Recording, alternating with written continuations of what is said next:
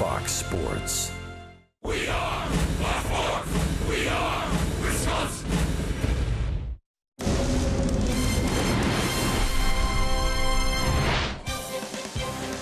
The Brewers are wrapping up a 6-game homestand here tonight. They dropped the first series against the Pittsburgh Pirates, but tonight have an opportunity to win the series against the Cincinnati Reds, the rubber match, Game 3, after the Brewers dropped Game 2 last night.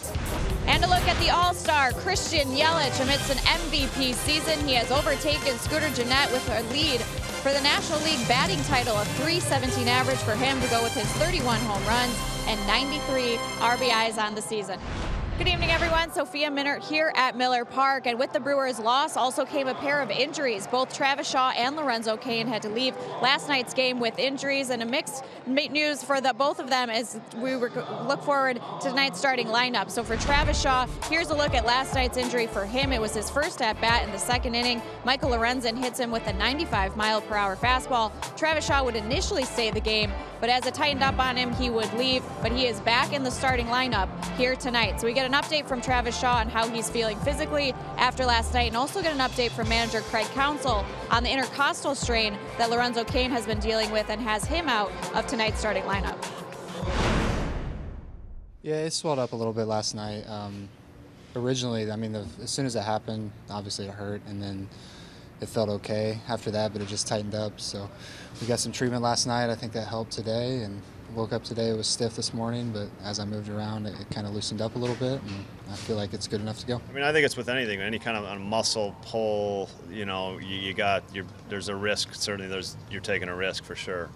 And, you know, I mean, I think Lorenzo is able to go out there, but maybe you got to protect. You end up protecting yourself, and that almost can be worse. So, you know, we got to weigh that. And right now, it's with the day off tomorrow, it's best to give him a couple days of treatment, and see where we're at on Friday. So the Brewers will be without their all-star center fielder here tonight, but as you heard from Craig Counsell, they're hopeful that with a few days off, Cain could be back in there for the weekend series against the Pirates in Pittsburgh. So it'll be a little different looking outfield. Yelich moves over to center field. It'll be Curtis Granderson in left, and Domingo Santana gets his first start since returning to the Brewers here in September in right field. So as we go up to our game announcers, Brian Anderson and Bill Schroeder, guys, that's the defense that will be behind Gio Gonzalez as he makes his third start and also celebrating his 33rd birthday. Oh, that's right. And no better place to be than Milwaukee, Wisconsin for Gio Gonzalez this season, because he does get that lifeline. He gets the trade to a contending team in Milwaukee. He's been a part of postseasons in the past with the Washington Nationals and Rock. He's going to make his third start in a Brewer uniform. They have all come here at home. What are you seeing from Gio Gonzalez so far? He needs a rebound. His first start against the Giants, very good. He had good command of off speed, and what he does is he pitches backwards. He relies on off speed early in the count, and then goes with high fastballs later on. You'll watch what he does early in the game, a lot of changeups, a lot of curveballs, and then later in the game, if he's able to pitch a little bit deeper, he's going to be able to attack hitters with the high fastball. But the key for Gonzalez is to throw strikes, minimize the walks. He walked 4 guys last time out against the Pirates. It turned out to be a short start.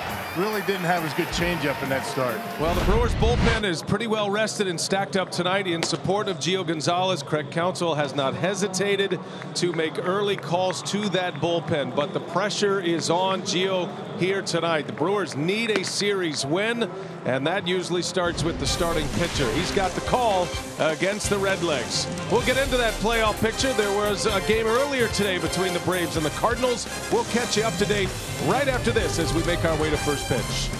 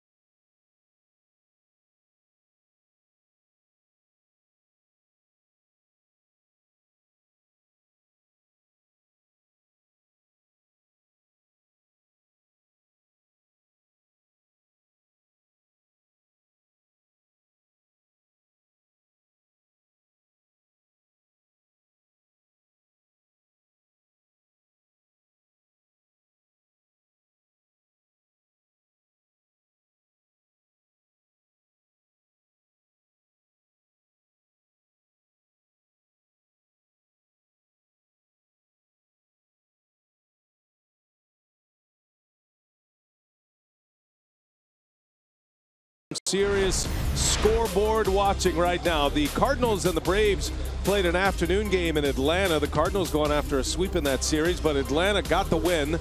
Braves are trying to protect their division lead as well, so that's good news for Milwaukee.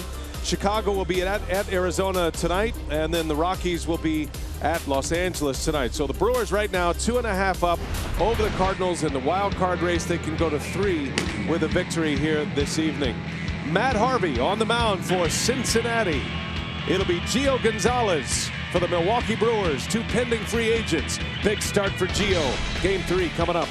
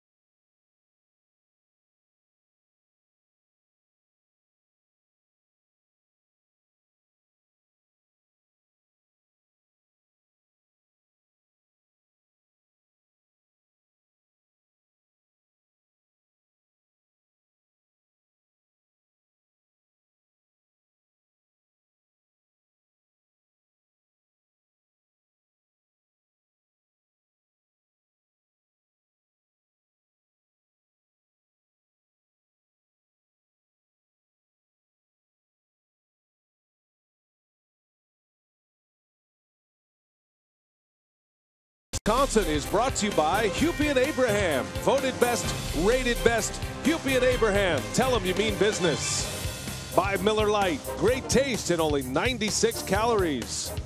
And by Menards. Save big money at Menards on all your home improvement needs. Oh, that was the view from Rock's Tugboat earlier today. Beautiful downtown Milwaukee, Wisconsin. 64 degrees here in Milwaukee. That's why the roof is closed up. A little bit of rain in the area as well. Brian Anderson, Bill Schroeder, Sophia Minert with you. Our game being produced by Brent Reeland, directed by Phil Malika. Each team wearing their colored tops. You got the Reds in their red tops with the road gray pants. Brewers in their navy tops. And Jim Riggleman and the Reds at 65 and 87. They've got their eyes on a series win. The Brewers are hoping to avoid that here tonight. Here's the lineup for Jim Riggleman this evening, the interim Reds manager. He's got Scott Schebler leading off, Jose Peraza, then Joey Votto. In the middle, it's Eugenio Suarez, Scooter Gennett, and Phillip Ervin. Tucker Barnhart, Matt Harvey, and Billy Hamilton round out the starting 9. The Potawatomi batting order for the Redlegs of Cincinnati. And that's a lineup, Rock, that will face left-hander Gio Gonzalez. Start number 3. They have all come here in Milwaukee as a member of the Brewers. And it is start number 30 for the season when you combine his numbers with the Nationals. Yep, he's 1-0, as you mentioned, 3rd start as a Brewer. Both of them coming here at Miller Park. Very good against the Giants. Not so great against the Pirates. Had some control issues in that start against the Pirates, making start number 12 against the Reds. He's 5-3, a very good .299 earned run average. Brewers need him. Need a big start tonight. Chase Anderson could not get through the 4th in last night's game. Brewers are able to cover with a lot of relievers. Scott Schebler swings at the first pitch. Shift was on. That's a long way to go, and Arcia makes the catch. What a way to start this game. I'll tell you, Orlando Arcia covered a football field right there to make that play. Yeah, I like to see the stat cast on that one. He was shaded up the middle for Shetler. Look where he starts. Look where he ends up. He ends up right against the railing in foul ground at third baseline and able to make the catch. Made it look easy. There's a good start defensively. Boy, he covers some ground. He's an amazing player at the shortstop position. The plays he makes on the ground, the plays he makes in the air, the over the shoulder catches. That was impressive. First pitch, strike two, Peraza. The Red shortstop hit a 2-run home run in the first inning last night. And the Brewers could not get off the deck last night. Scored just 1 run. It was an unearned run. And it was a bullpen by committee day for the Cincinnati Reds. And I thought Rocket actually worked in their favor. Yeah. Because the Reds were rolling out their bullpen. Started with 4 innings from Michael Lorenzen, who was lights out. Yeah, then Romano came in, who was starting for the Reds all year. Got to 6 1/3, and then the bullpen took over. It was really weren't able to muster a whole lot offensively. Not too many opportunities to score last night. Reds used 5 pitchers last night, including their closer, Raisel Iglesias, who struck out the side in the 9th inning. And the Brewers dropped game 2 of this series to the Reds. The Cubs also won last night, and the Cardinals won last night. So the division race got a little bit more out of reach for the Brewers, but the wild card race got a little tighter last night. But as we showed you, the Cardinals have already lost today. So this is a big opportunity for the Brewers to get that game back. Little roller right back to the mound. Gonzalez flips one over to Aguilar, and that'll be the 2nd out. Yeah, good changeup. Started him out with fastballs. Got the changeup out on the end of the bat. Let's check out our Pizza Ranch for the win. Well, you got to minimize the base on ball. Gio Gonzalez, he's got 5 walks in 2 starts, but 4 of those coming in his last start against the Pirates. It was kind of his undoing. And once again, the Cardinals lost today. 2.5 games up on the Cardinals in that first wild card spot. Make it 3 with a win here tonight with 9 games left after tonight. Well, if you're watching this game in high definition, you can see the mosquitoes that are hovering around Gio Gonzalez. He's got a couple of opponents to deal with. The Reds and the mosquitoes. And hopefully the Reds don't sting him. Can't do much about the mosquitoes. I have a nice little mosquito bite on my neck here from being on the field before the game today, Rock, if you care.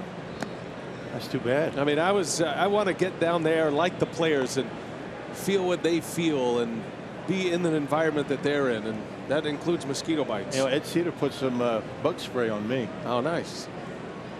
That's that smell. That's exactly right. Joey Votto takes a ball inside. Got to do what you got to do, don't you? Now the Brewers have enlisted Wade Miley as the official mosquito repellent professional, but I think that only applies to the dugout area, perhaps the bullpen. Your free game on the mound. No surprise, the mosquitoes, all the rain we've had this summer. Wade's been working hard. He's got a whole system of mosquito repellent. He didn't just grab a can of off and start spraying it everywhere. It's a very intricate what he does. I'm sure Sophia knows all about that. And that's a good pitch right there for Gio. Got to get that pitch. I mean, that's a strike. Changing the subject, sorry. Home plate umpires Mark Wegner, the crew chief. Gonzalez in a 3-2 count, and Votto rolls over 1 to second base. Back there in the grass is Shaw, and that will retire the side. Good start for Gio Gonzalez. Brewers coming to bat. Granderson, Yelich, and Aguilar.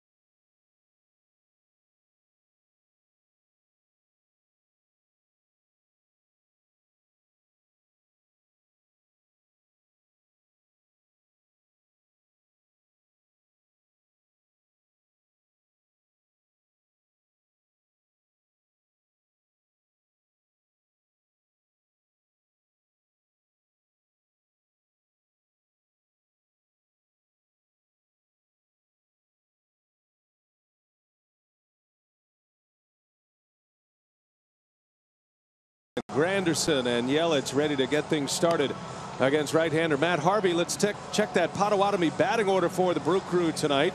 Granderson back in there in the leadoff spot. Then the league's leading hitter, Christian Yelich.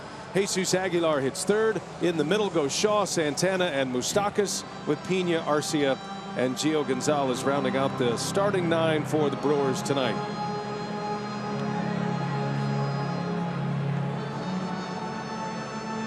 Well, Matt Harvey making start number 27, 18th start as a Cincinnati Red this year.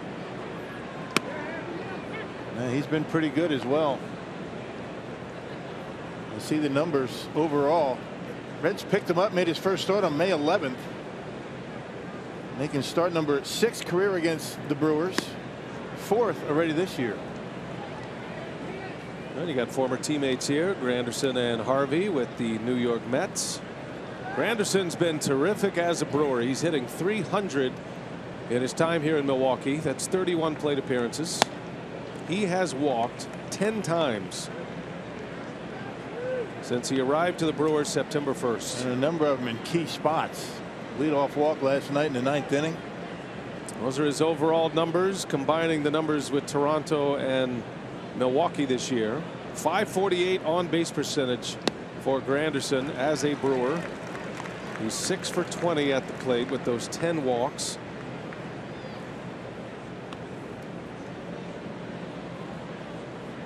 Two balls, 2 strikes the count. Yesterday Granderson was 0 for 2 on base twice with walks. Brewers didn't have a whole lot going on offensively, just 3 hits in the game. Craig Counsell hoping his offense can get on a hot streak for the final 10 games of the regular season. They're going to need it. It makes a lot of decisions easier for Craig Counsell when you're swinging the bats and scoring runs. And you're without tonight, at least with one of your best table setters in the lineup, Lorenzo Cain. 3-2 the count, and a ground ball to second base. Jeanette for out number 1. Now our AARP take on Christian Yelich versus the Cincinnati Reds this season. Christian Yelich hitting .481 against Cincinnati this year with 7 home runs, 17 driven in.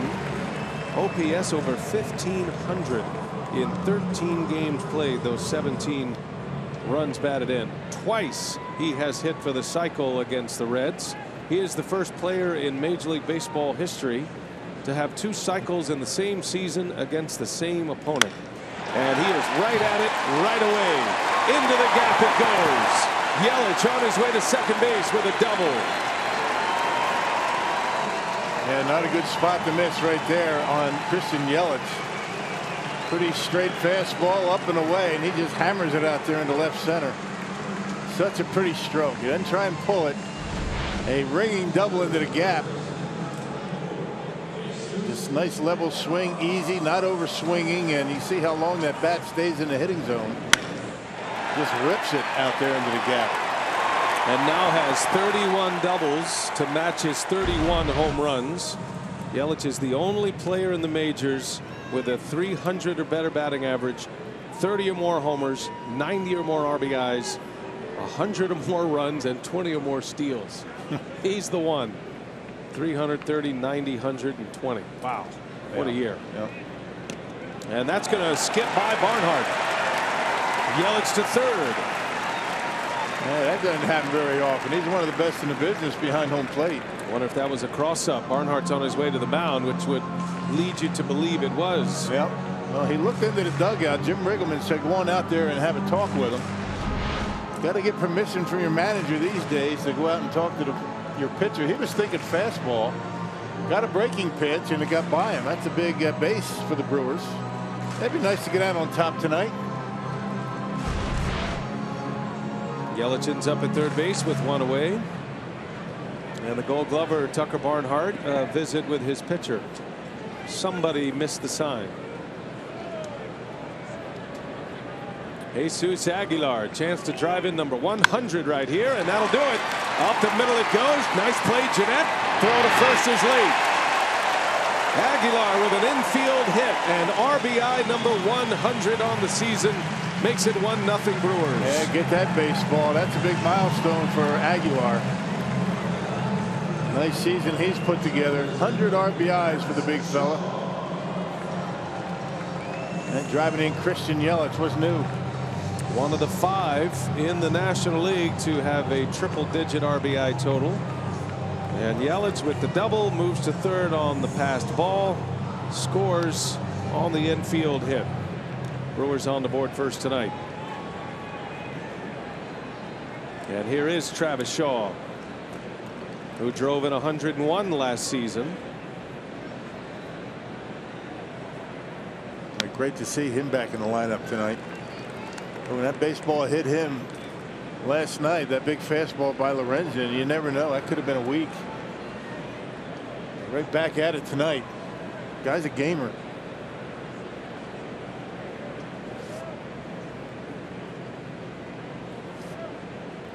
Shaw tried to play through it, actually played a couple more innings, and you really saw it show up last night. He said it began to tighten. He told Sophia before the game, as the game went on, it just got tighter and tighter. He couldn't really run with it. It wasn't so much the intense pain, but became a problem, and he was unable to run down a pop-up down the right field line. And he was barely able to score on a base hit last night. He did score a run, but he wasn't running all that well. So good work by the Brewers medical staff, and Shaw showing some toughness with that bone bruise, and back in the lineup. That 100 RBI season last year for Shaw was the first since Ryan Braun drove in 100 back in 2012. Braun had 112 that season, and then the Brewers didn't have a triple-digit RBI man until last year with Travis Shaw, and they've done it in back-to-back years now with Shaw last season and now Aguilar this season. And Yelich will be knocking at the door at 100 RBIs as well. He's got 93.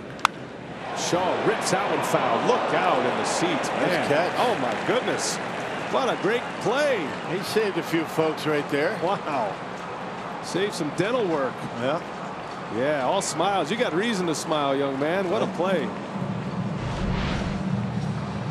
In super slow motion.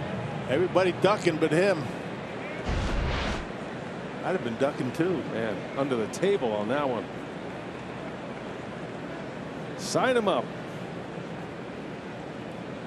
Here's the 2-2. 3 balls, 2 strikes. Harvey Basie, 3-pitch pitcher. Fastball, slider, changeup. He's going to throw changeup to lefties. Likes the slider when he's ahead in the count. A Domingo Santana sighting in the starting lineup. He's due next. Shaw in the air right. Sounded like he got jammed a little, and that's going to stay in for Schebler.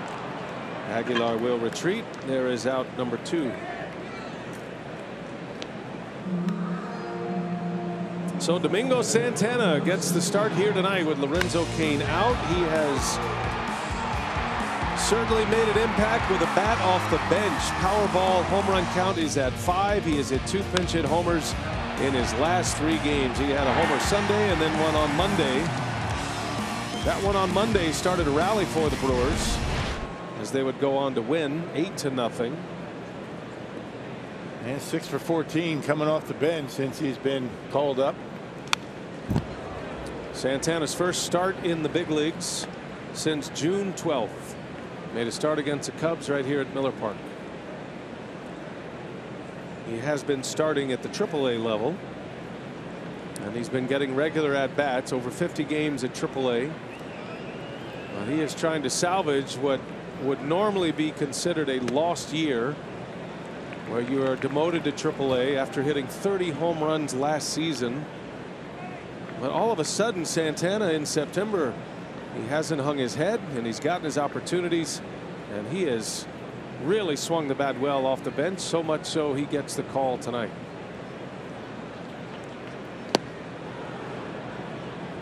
And Ryan Braun has a stiff back. He's out of the lineup. Lorenzo Cain not able to play today. So it's Domingo Santana trying to get as many bats in the lineup as he can. Great counsel. Aren't many teams that can go 5 deep with their outfielders, and a guy who hit 30 homers last year. That's right on the edge. Harvey paints one, and Santana is rung up to end the inning. But the Brewers strike first tonight against Matt Harvey. It starts with a Christian Yelich double. He's a single, a triple, a homer away from the cycle. And then Aguilar with a single to drive him in. 1-0 Brewers after 1.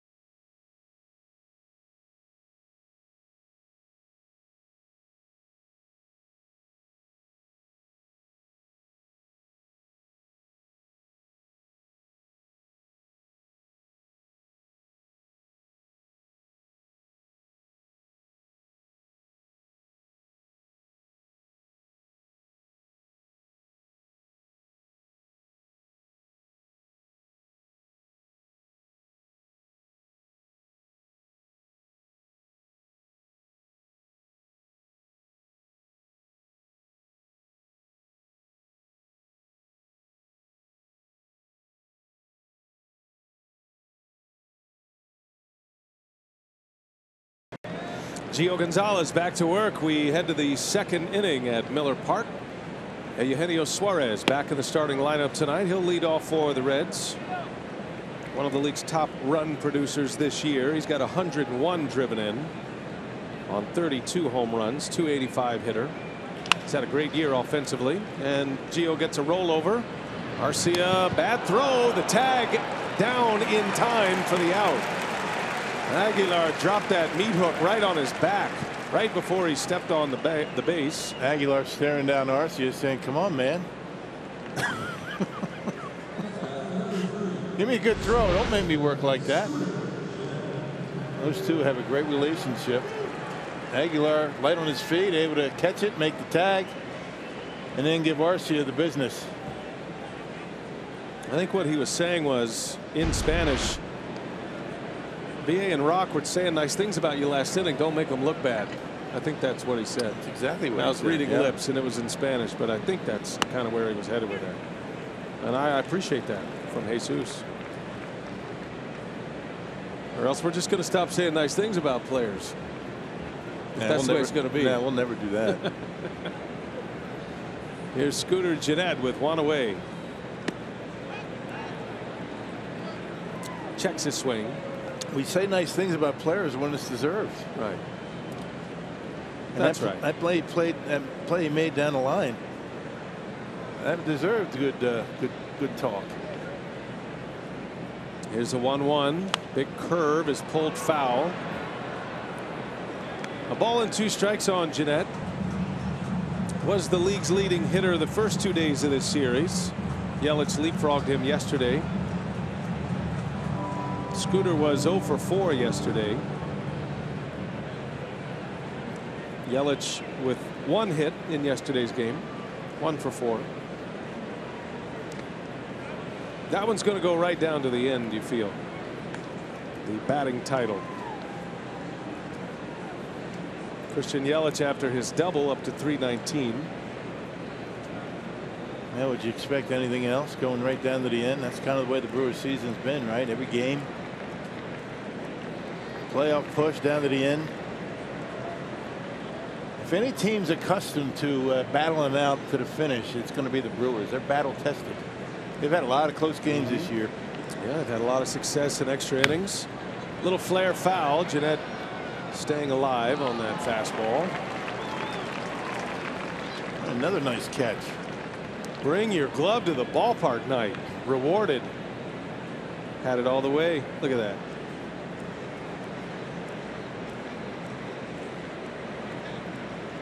Two. Back to the Bill Schroeder scouting report. Gio Gonzalez getting ahead early with breaking stuff and off-speed pitches, and then looking for the putaways with the fastball. Try to elevate the fastball too. You don't want it down in the zone. And a full count to Jeanette. Whoa. Buzzed him. And Jeanette draws the walk. First walk issued by Gonzalez. First base runner for the Reds after retiring the first 4. Yeah, Drew or Scooter Jeanette working a walk. He was down in the count 1-2, able to work the count, get the walk, and a pitch up and in.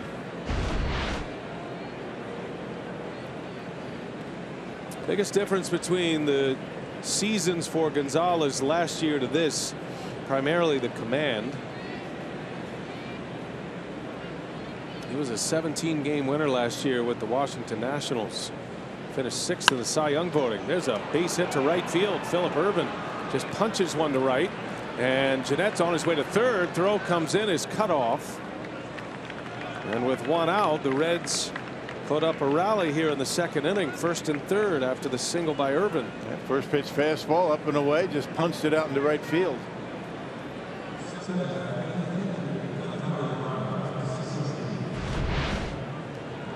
And here's the fastball. It's up, it's away.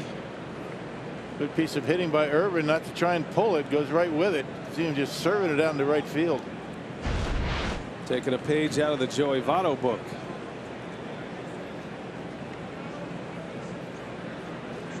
Well, it was hit so softly that Jeanette was able to go 1st to 3rd on that base hit to right. You don't see many swings like that, you know, on a first pitch. I mean, you can see 2 strike approaches like that, but you know, not first pitch. Tucker Barnhart at the plate now. Switch hitting catcher.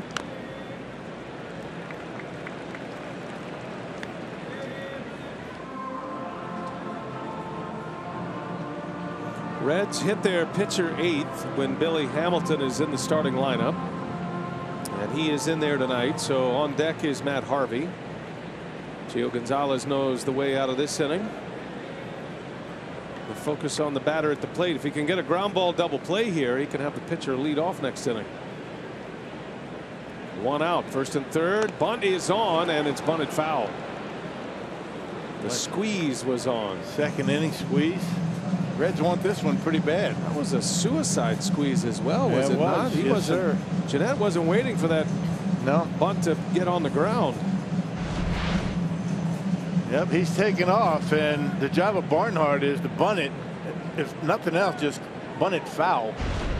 You just don't want to miss it. Very surprising. Yeah, to say the least. Second inning with your catcher at the plate. Barnhart's grounded into 11 double plays this season. 0-2 the count. And a curveball just missed. Looking for the backdoor entrance, and nice pitch. Didn't get the call. Didn't miss by much.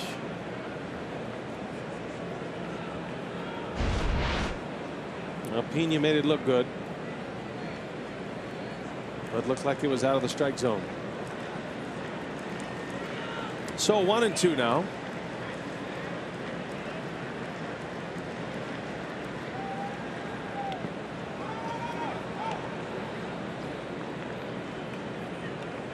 Well, you know, when you're catching Gio Gonzalez, you're going to be active blocking balls in the dirt, because his game, changeups down, curveballs down.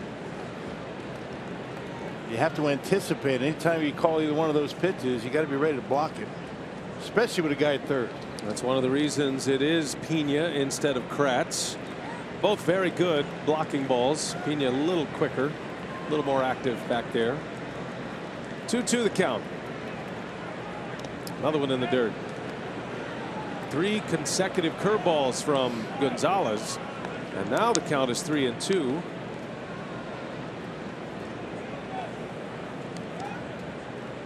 Hey, when he's got it working, it's normally changeup right here. 3-2. Get him out in front, get a ground ball, good double play candidate. Barnhart has some pop. He's hit 9 home runs this year. Runner goes. Swinging a foul. Got the changeup. Barnhart able to stay alive.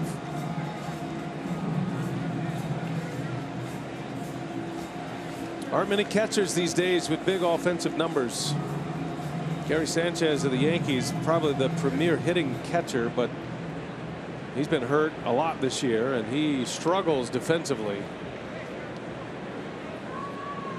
Barnhart, one of those guys, he's not going to, wow you with the RBI numbers, but he has a tendency or the ability to come up with the big ones. Yeah, late in the game, bottom of the order, comes up with those big hits.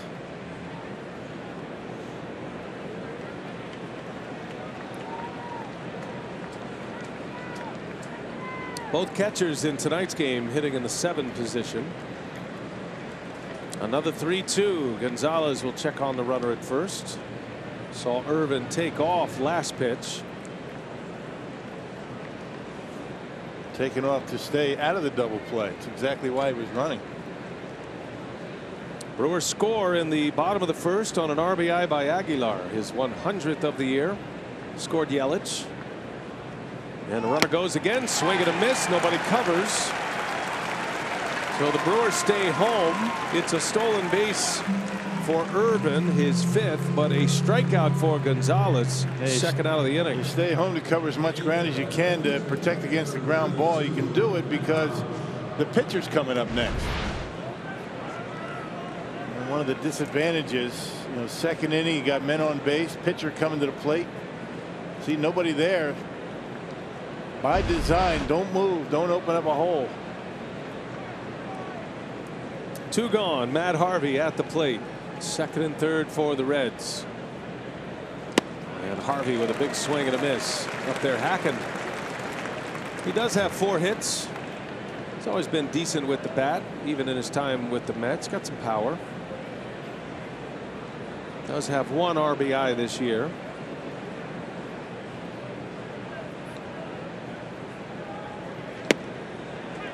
Right down the chute. 0-2 the count. Yeah, got the low strike that time.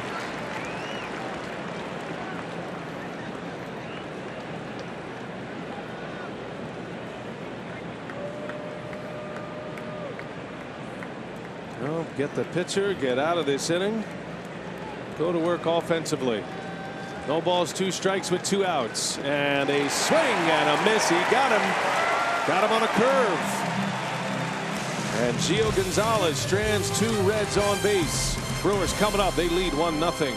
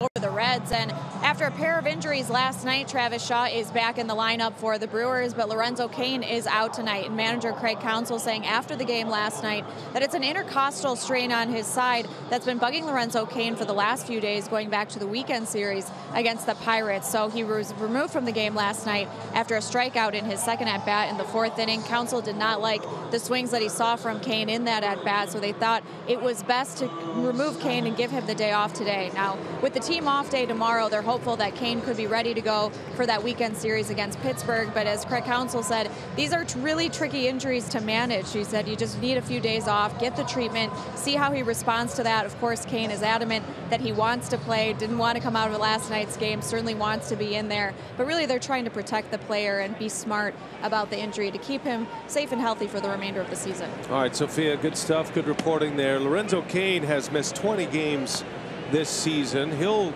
play in about 140 games if he comes back healthy, and I think that's the plan. Yeah.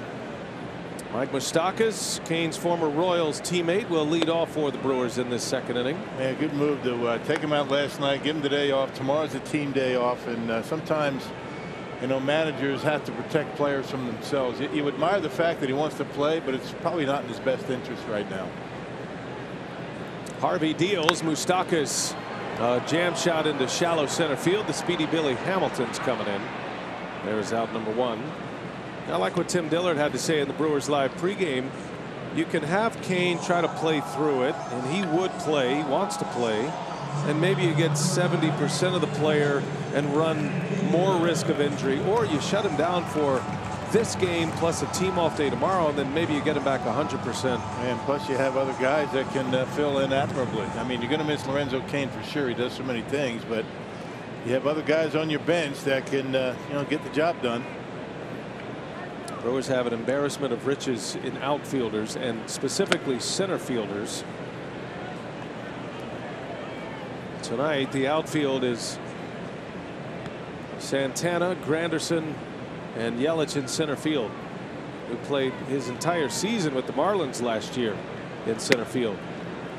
Big swing by Manny Pena. 1 ball, 1 strike to the Brewer catcher. Seems like Harvey's got a good slider tonight. He's putting it pretty much where he wants it. Well, every time he pitches in the month of September, he has had a big audience of scouts watching him. He is a free agent, and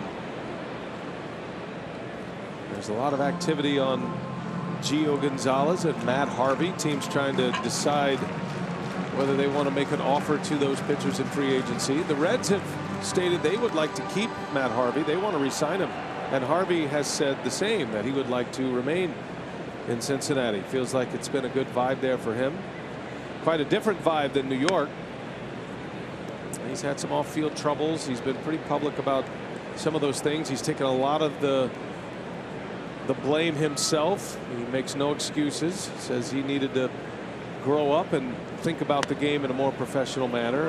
And it seems like, by all accounts, he's done all of that in Cincinnati. Yeah, much easier to do that right in Cincinnati, in the Midwest, than in New York. I mean, the pressure cooker that is, you know, the Big Apple, media scrutiny.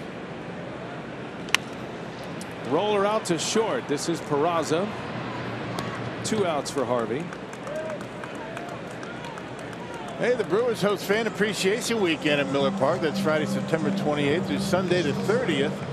The first 20,000 fans in attendance for each game against the Tigers will get a scratch-off card featuring a chance to win tickets, memorabilia, and other prizes. For tickets, go to Brewers.com. Not that we don't appreciate you every night of the year, but we do it specifically the last homestand of the year. Yeah, going to give you stuff. Orlando Arcia at the plate. First ball swinging. Been another good year with the turnstiles at Miller Park. Over that $2.5 million mark. Brewers are hoping there is extended baseball to be played at Miller Park in October this season. Nothing quite like it. Yeah. Think about the postseason of 2008. That division series against the Phillies, and then in 2011 they won that dramatic best-of-5 series with the Diamondbacks. Niger Morgan had the walk-off hit, the series-winning hit, scoring Carlos Gomez.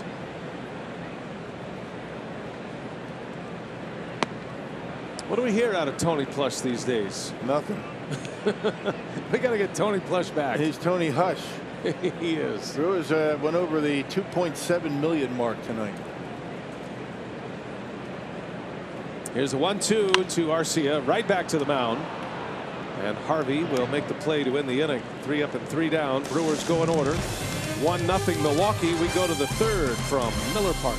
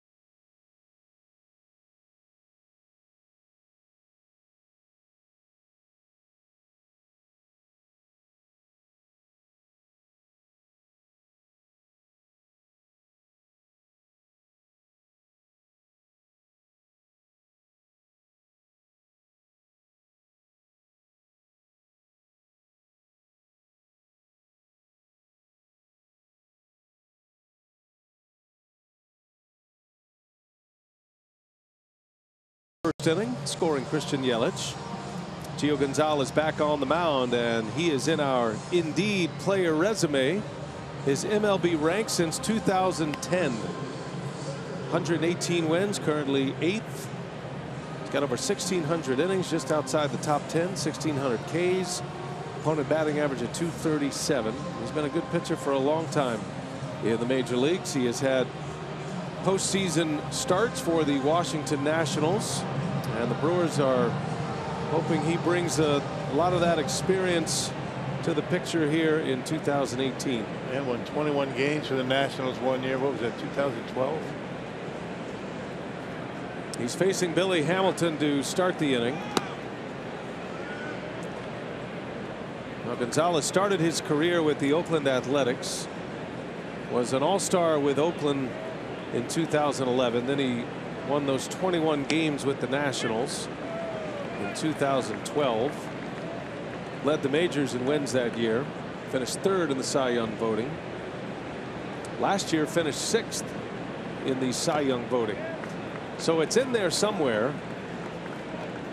He's just had a dreadful season with the Nationals that he is hoping to turn around as a Brewer. And nothing other than command and throwing strikes and putting the baseball where he wants it. I mean, the pitchers are no different. Just hasn't been able to put him where he wants them. 2 balls and a strike on to Speedy Hamilton, and a wave and a miss. 2-2. And you put that change up there, you're going to get a lot of outs. It's exactly where you want it. Tailing away to a lefty or a right-handed batter.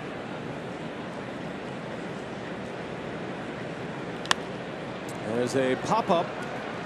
Back in the grass is Arcia. And there is out number 1. Exactly what we were talking about when we come on the air. You know, change-ups down, and then you get the 2 strikes, you elevate the fastball, you get either a swing and a miss or the pop-up. You slow that bat down with a change-up, and then you try and speed it back up if you're out there in the mound with a heater. And if you keep it up in the zone and you're ahead in the count, you're going to get outs. Off to a good start. Stranded a couple of runners with back-to-back Ks last inning. Got Barnhart and the pitcher Harvey to end the inning. One away for Scott Schebler, second time through now. Schebler's been swinging early in counts often in this series.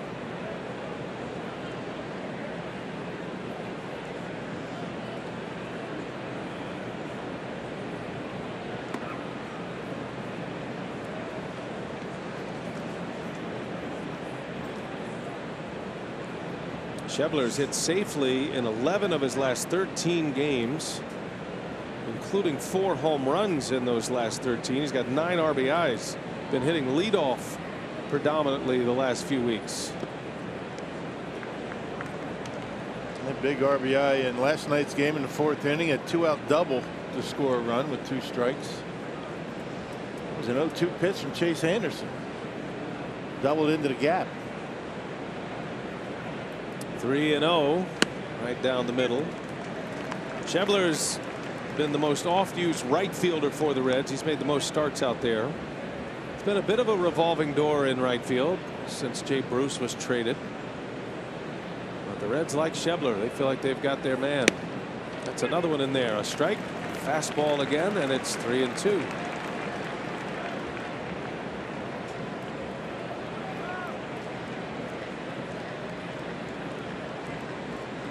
Jose Peraza due next. Reds are back at the top of their order. Gonzalez deals, and a bouncing ball to Shaw. Strong throwing arm he has, and he takes care of Schebler for out number 2. Good comeback by Gonzalez. He was behind him 3-0. Yeah, tried to get him to chase a couple of curveballs early in the count. Fell behind 3-0, then went with the fastball. 3 consecutive fastballs that had a lot of the plate.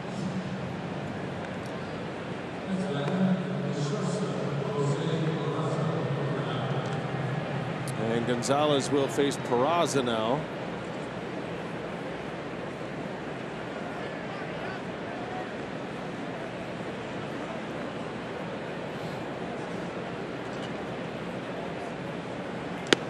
If nothing else, Peraza has proven he can play the shortstop position.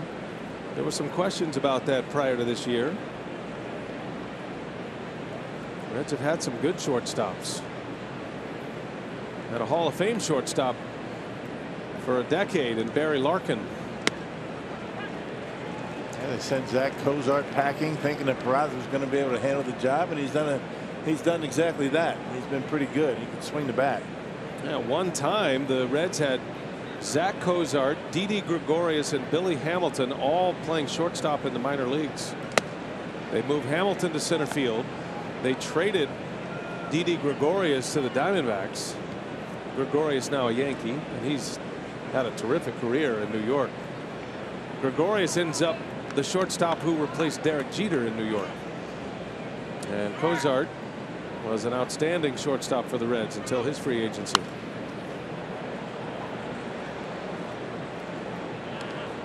So Peraza is next on the list. Thought he might be more of a utility man, maybe a second baseman, but he's handled the position well. Infield for the Reds is pretty much set for a while. You would think, right? Yeah, I'm with you. Suarez, Peraza, Jeanette, Votto, the 4 that are on the infield here tonight. Gonzalez, a strikeout up the ladder with a fastball. He's got good command going early in this one. 3 up and 3 down for Gio. Christian Yelich, after a double his first at bat.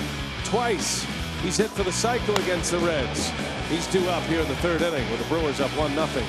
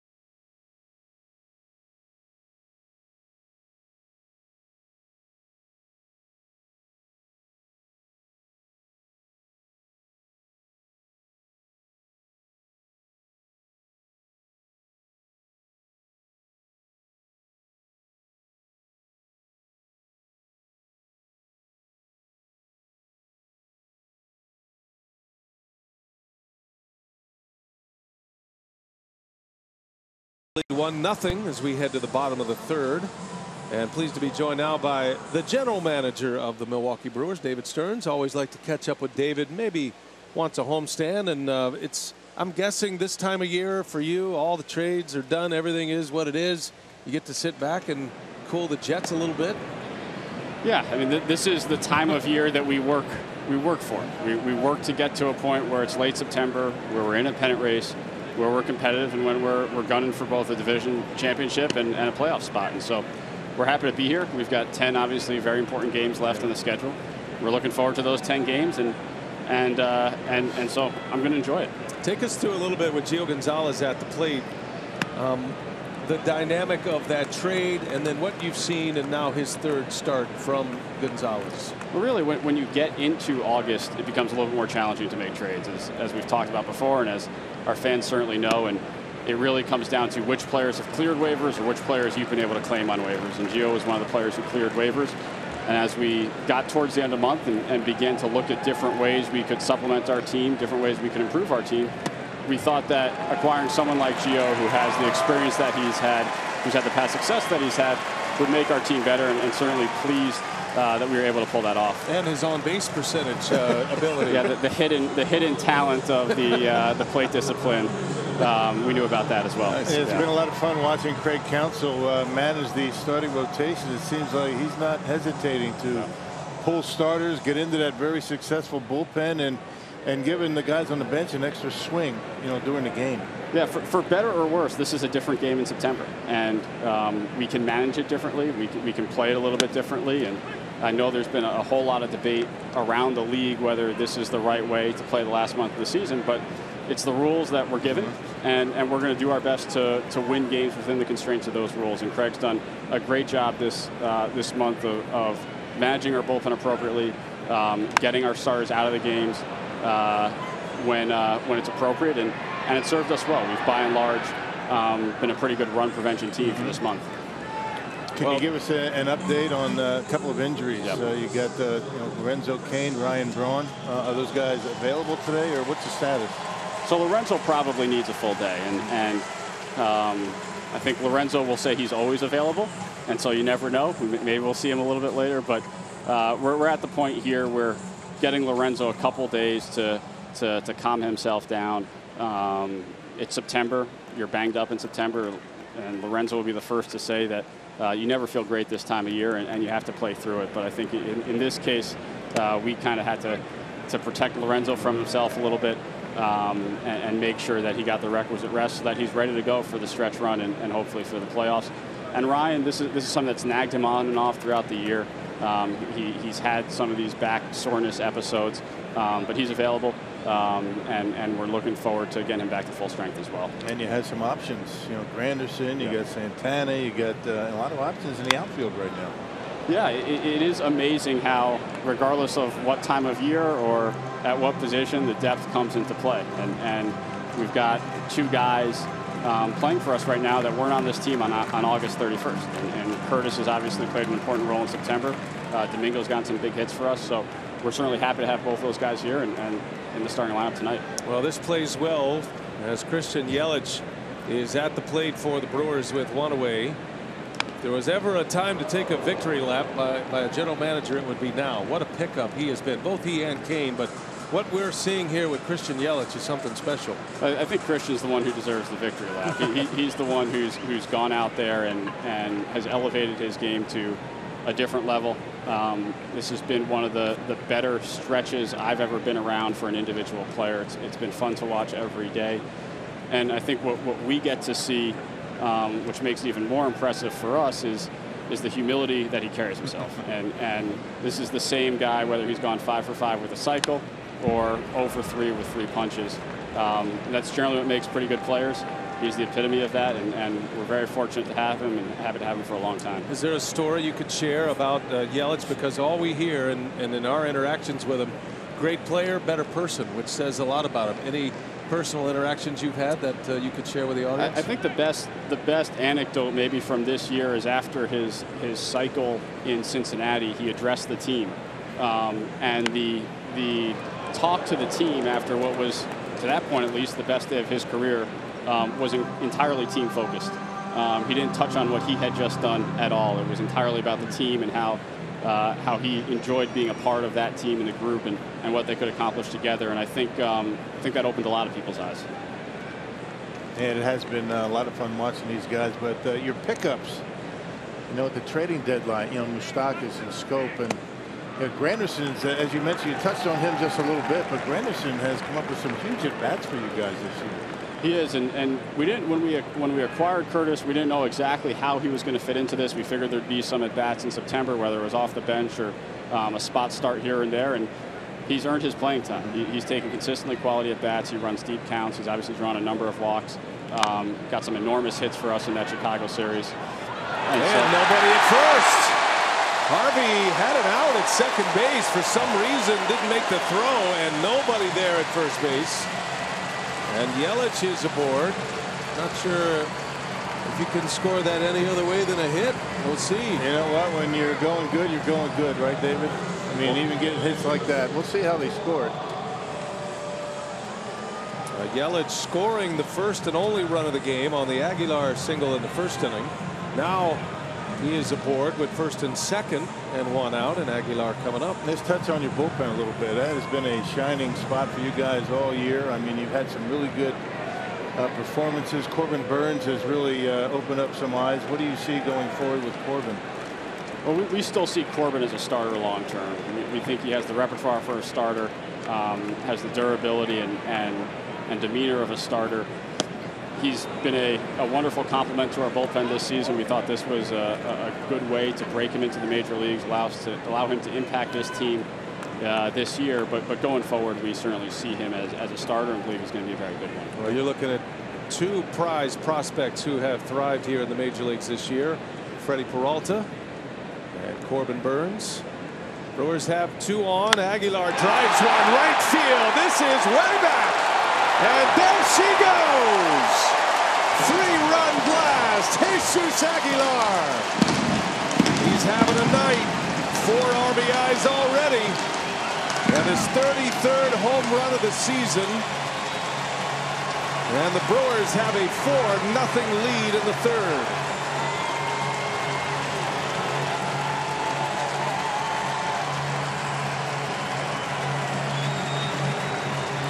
And what you like most about that is the fact that he hit it the right field. I mean, that is his power.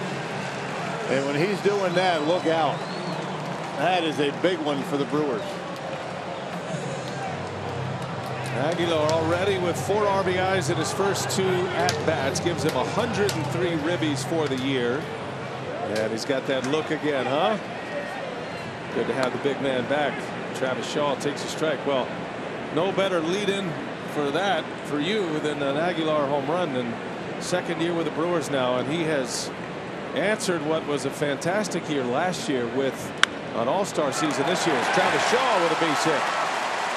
So the Brewers with their 3rd hit to go along with a walk, and the beat goes on here in this 3rd inning. But give us some thoughts on Aguilar. And easy now that he's driven in 4 runs, but he has been a special player and something that I don't think anybody expected coming from the Indians. But what a performance he's had this year. No, I'd like to say we were smart enough to expect this, but it's surprised us as well. And the consistency of at-bats throughout the majority of the season has been impressive. Rock, you mentioned the power to right center field, and that's his calling card. And when that's going well, he's generally pretty locked in. So that was great to see. I know the home run I always think about with Aggie, he had a big home run in Atlanta earlier this year, where it seemed like he just flicked the ball 400+ feet to right center field. And I think when he gets in that mindset where he realizes the power comes pretty easy to him, and he doesn't have to overswing, and he can go to right center, he can go to right field, he can cover all parts of the ballpark. He's a pretty impressive hitter. And a great 2-strike hitter. You know, because of that, he's able to wait back. No question. He can stay within himself. He can wait back. We've seen him use right field plenty, and it's been fun to watch. By the way, this is your best inning up here in the booth. That's true. We've been keeping score all year. How does that scorecard look? You just pulled one out in time. Normally it's 3 up, 3 down. So your plus minus has still got some work to do, but for September plus minus, you're doing great. This was a good time to pull out a good inning. Domingo Santana At the plate, Brewers lead at 4-0. 3 runs are in on the Aguilar home run. Travis Shaw with a base hit to follow. He's at first. So give us some thoughts on Santana, his year, the way things have gone for him. Not the kind of year he was hoping for after 30 homers last year, but he's made an impact this month. It's not the type of year he was hoping for, certainly not the type of year he or we expected. But I give him a ton of credit for going through the year with professionalism and coming back and recognizing he wasn't going to get a lot of playing time here in September, but doing his job and obviously making an impact and helping us win games. And look, this guy's a very quality major league hitter. We know that. I think the entire league knows that. I think everyone was surprised that he had the struggles he had at the beginning part of the year, but he's part of our future. We believe in this guy. He's helped us this month, and we think he'll help us going forward. He's been big off the bench tonight. Gets a start for the Brewers. 2-2 the count. David Stearns, the general manager, is with us, and he has 3 runs on the board in this 3rd inning. Yeah, we've been talking for a lengthy time now about Eric Kratz and Manny Pena, their commitment to getting these pitchers through games. I mean, we know all about Manny. I mean, he's been here a couple of years, but Eric Kratz has been an impressive leader, down in that clubhouse. Eric's been outstanding, and he does bring a veteran presence, even though his major league service might not be as high as some other veteran catchers around the league. He garners a lot of respect because of what he's seen in the league. He's played for a number of different organizations. He's caught some very good pitchers in the past, and he's caught some big games. And he's brought all of that, and it's been great to have him. Not only the way he's handling the pitching staff, but he's helped offensively as well. And that was something that maybe you weren't expecting as much as what we've seen behind the dish, but the offensive contribution has been real, and both of these guys have really stabilized that position for us. Well, David, I'd love to give you a chance here with 2 outs. Just give us some names, some guys that have been important to you and your staff. Assistant General Manager Matt Arnold, you guys are always together and always in contact about everything that's going on in this organization. Who else that needs some recognition? Well, and that's a great point. Whenever I'm up here, I'm representing a much larger group that's working tirelessly every day. And Matt Arnold, it starts with Matt. He and I really do form a partnership in the front office, and we're doing this as a team. Carl Muller, our Vice President of Player Personnel, Todd Johnson, Matt Klein, our Director of Baseball Operations, and I'm going to miss a whole lot of people who are watching this in the office right now, grinding away. But we've got really a tremendous group that works very well together. We're fortunate to have it. They help me every single day, and we're very fortunate to have them here in Milwaukee. You built a great team. You're doing a great job, and the Brewers are relevant again, and we've got a hot pennant race. This is going to be fun the last 10 days. Thank you, David. Yeah, thank you. That's David Stearns, Brewers general manager, and he strikes a little oil up here in the booth this time around. How about Jesus Aguilar? Up there where the left-handed power hitters go. Opposite field smash into the Loge level, and it's 4-0 Milwaukee.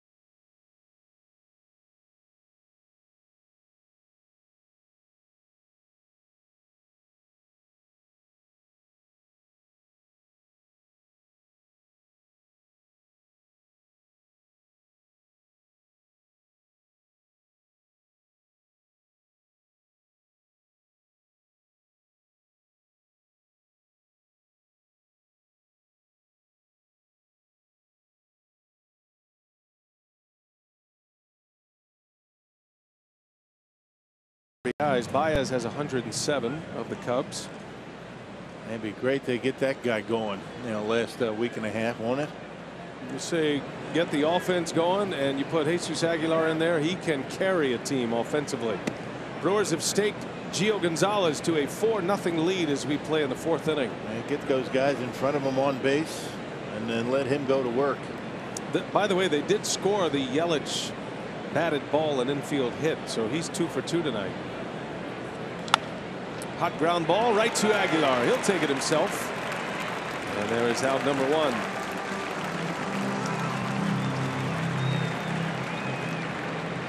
Maybe nice to see Gio Gonzalez give the Brewers 5-6 solid innings tonight.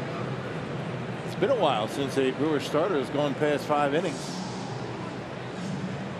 Had a chance to chat with Gio after his 2nd start, and boy, is he raving about being a Brewer. He had settled down with some roots in Washington, signed a long-term contract with them that is ending this year. The original multi-year deal signed by the Nationals. Has family there and very comfortable, very happy in Washington, D.C. But he knew that coming here was going to give him a golden opportunity, and he's raving about the players, the clubhouse vibe, the culture of this clubhouse, Craig Counsell, the fans. I mean, he could not be happier to be in Milwaukee right now. Seems like everybody that comes over here fits in quickly. I mean, that's a credit to the front office, the coaching staff, of course the players, most importantly. Doesn't take these guys too long to really feel like they're at home. He did have a good friend in Matt Albers already on the team. Matt and Gio were with the Nationals last year, and so it helps to have somebody you know. But the Brewers are a welcoming bunch.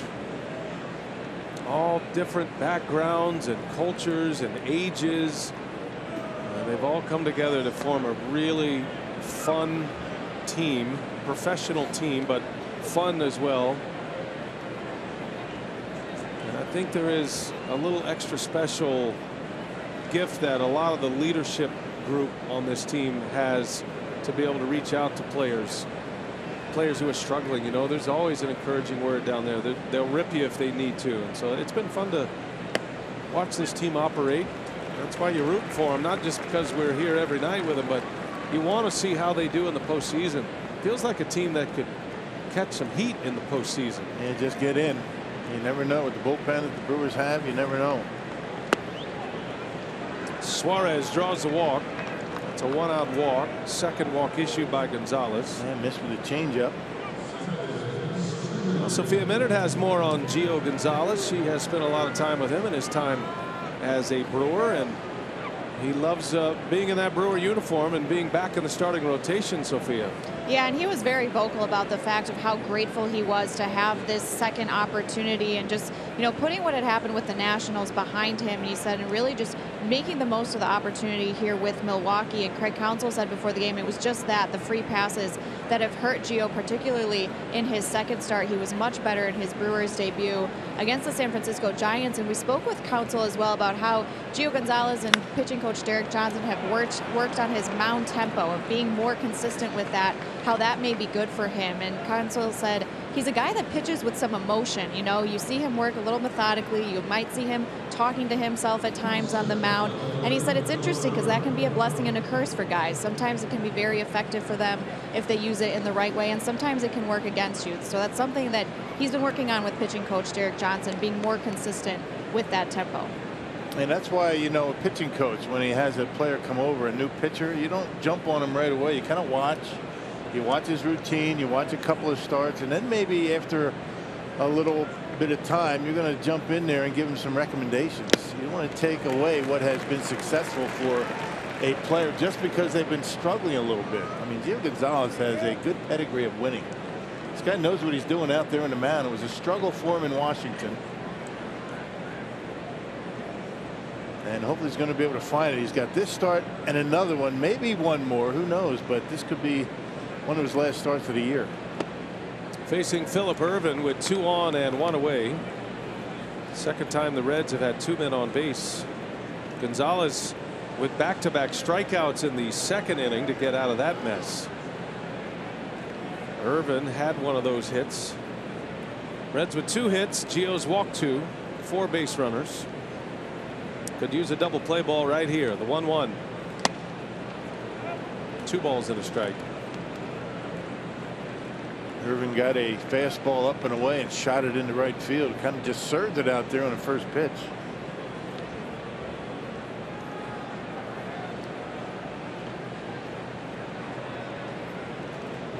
His changeup is his ground ball pitch. Goes with a fastball right down the middle. Boy, Irvin missed a good one. Big uppercut.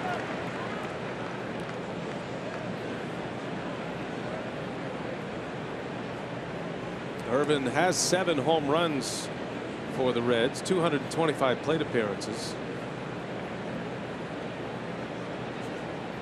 2-2 now. Had him out in front. Little flare. Easy play for Santana. Runners will stay put. And there is out number 2. And defensive swing and a good changeup. He's got good movement on that pitch tonight. Not just the velocity, you know, pulling his string, you know, 82, 83, but he's got some good movement. You know, that circle change going away from right-handed hitters.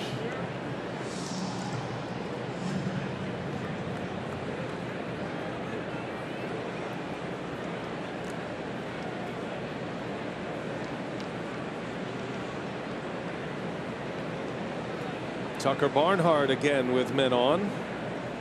Gonzalez struck him out with a high fastball with 2 on in the 2nd inning. He's got 2 on here with 2 away in the 4th. Brewers lead 4-0. Aguilar just hit a 3-run homer. And it's in the dirt. Good block back there by Pena. Kind of things that don't show up in a box score that matter a lot. Yeah, been about a half a dozen. He's already blocked tonight. He figured he'd be in the dirt a lot with Gio Gonzalez on the mound. Most of the pitches he's been blocking have been curveballs.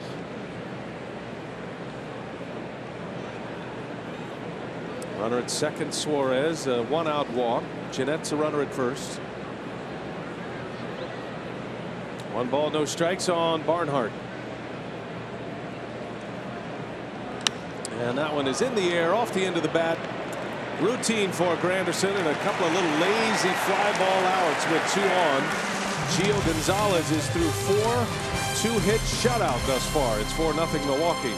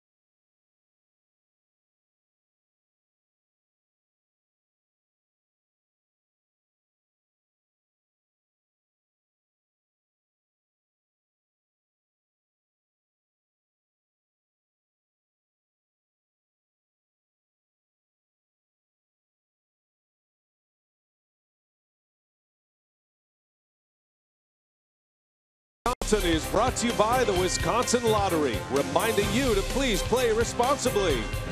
By Ascension, coming together to give healthcare a better name. We are Ascension.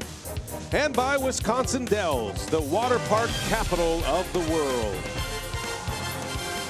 The glare of Gio Gonzalez and the glare of Jesus Aguilar. They have been the headliners tonight. Gonzalez a 2-hit shutout. Aguilar's driven in all 4 runs, hit a 3-run home run last inning in the 3rd. And here we go to the bottom of the 4th. Manny Pena will lead off for the Brew Crew. He'll be followed by Arcia, then Gonzalez. Matt Harvey on the mound. Starts his 4th inning. He's given up 4 runs on 5 hits. Christian Yelich has 2 of those hits. Aguilar the other 2. And Shaw with a single.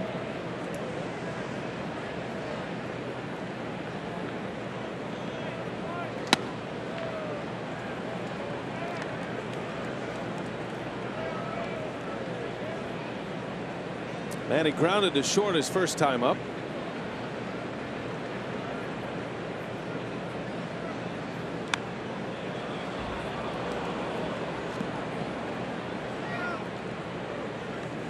Harvey's pitch count at 64 through the first 3+ innings. He's had pretty good movement on his pitches. That 2-seamer right there to Manny. In on his hands. Brewers brought 7 batters to the plate last inning. First start as a Red was May 11th, and a much talked about trade from the Mets to the Reds. Much needed for Harvey. Change the scenery, he's done him well. He's had a good September. Starts against the Pirates, Padres, and Cubs. There's a roller to short. Jose Peraza for out number 1. He's got a 2.50 earned run average in 3 September starts before tonight. 1-1 record. He'll face Orlando Arcia now. Well, Arcia, first batter, first pitch of the game. Check out this catch. StatCast AI powered by AWS. 137 feet covered. And Arcia runs it down. Got up to 28 feet per second. Got a nice hug for his trouble. Good that a Brewers fan was right there to give him the soft landing, right? Make sure he doesn't hit that railing too hard. He's actually swung the bat well on this homestand. He's had his troubles offensively, but Arcia now 5 for 12 on the homestand. He's able to keep his balance a little bit better. He does chase that slider off the plate with 2 strikes. He's coming in baby steps for Arcia, trying to get back to where he was last year. Hit 271 last year. Probably going to be a full strip down offensively, mechanically anyway, this offseason. That was a good take. That's a pitch that's given him a lot of problems this year. That slider with 2 strikes way off the plate.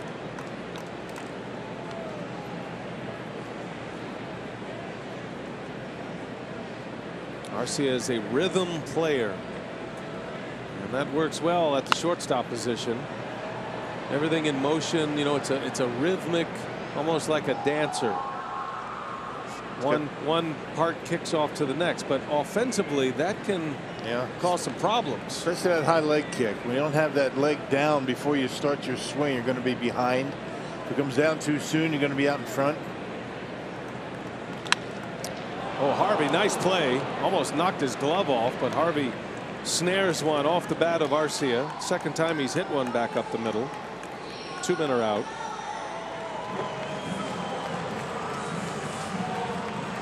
Arcia is 0 for 2. And here comes Gio Gonzalez, who got the rally started in the 3rd inning. He drew a leadoff walk.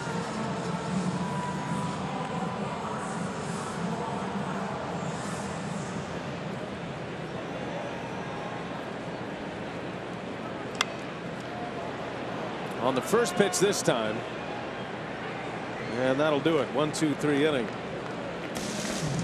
We go to the 5th inning from Miller Park. It's 4-0 Brew Crew. The Reds are coming up.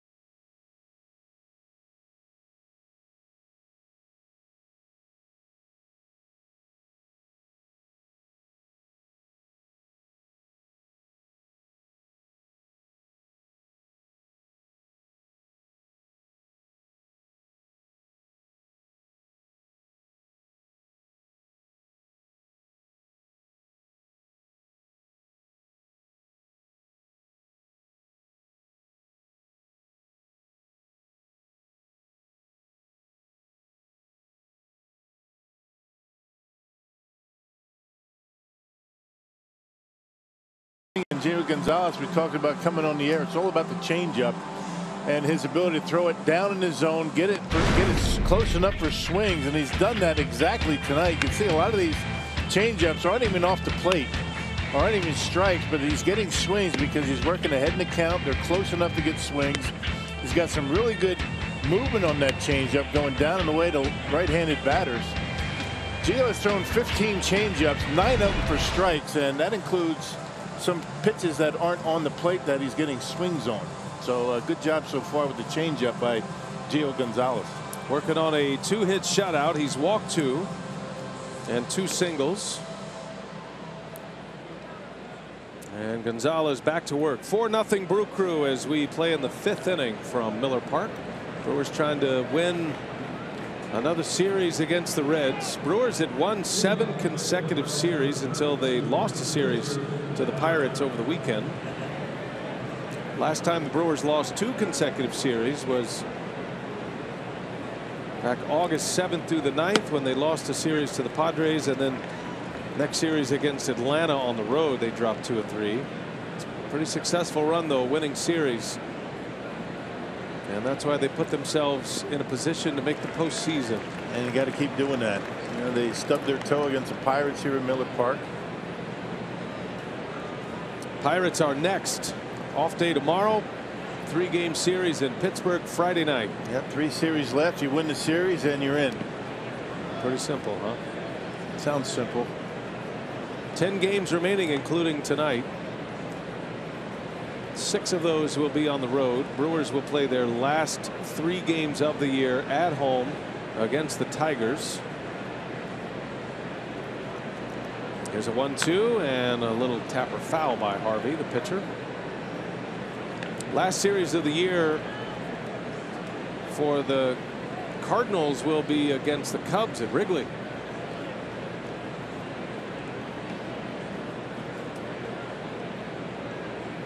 Brewers have a chance to go back up 3 games over St. Louis in the wild card race with a win tonight. Harvey strikes out. Good way to start the 5th. That is strikeout number 5 for Gio Gonzalez. Second time he struck out Harvey. Hey, Major League Baseball has officially released his 2018 postseason schedule with playoff action beginning on Tuesday, October 2nd. To view the complete postseason schedule, visit MLB.com/postseason today. Well, the Braves look like they're headed to the postseason. They beat the Cardinals today. Atlanta, if they take care of business, will win that National League East. They have a 5.5 game lead over the Phillies starting play today, despite losing 4 in a row. And regardless of how the season ends for Philadelphia, it's been a really good season for them. Yeah, congratulations to Gabe Kapler. He's done a really good job in his first year. Yeah. Shaky start, and then kind of got the ship level once again, and everything was better after that. Hung right in there, exceeded expectations. You start to get into the magic numbers at this point of the season. Right now the Cubs have a magic number of 8 to eliminate the Brewers from the division title. Combination of a Cubs win or a Brewers loss. Brewers are 4 back in the loss column to the Cubs starting play today. So they're probably going to need to win out, and then you're going to need some help from the Cubs to be able to make up that kind of ground. But it could happen. Yeah, never know. First things first, don't walk this guy. Yeah. Let's get into the micro, right? Yeah. You get into the big picture. And don't walk him. Gonzalez fell behind 3-0 when he's thrown 3 consecutive strikes. Just kind of put it on a tee for this guy. Make him hit his way on. 3 balls, 2 strikes on Hamilton. See, that's why you're so valuable up here. You're the player. You keep us organized, what we should be thinking about instead of looking at these standings. Yeah. Going now, if we go 6-4. This natural. That can Everybody get does dangerous. it, but just don't walk him. 3-2 pitch is in there. Called strike 3. And he didn't. Burns off the inside corner. And beauty. Good call down there by Mark Wegner. Kind of borderline down and in. He got the call. Jim Riggleman didn't like it too much.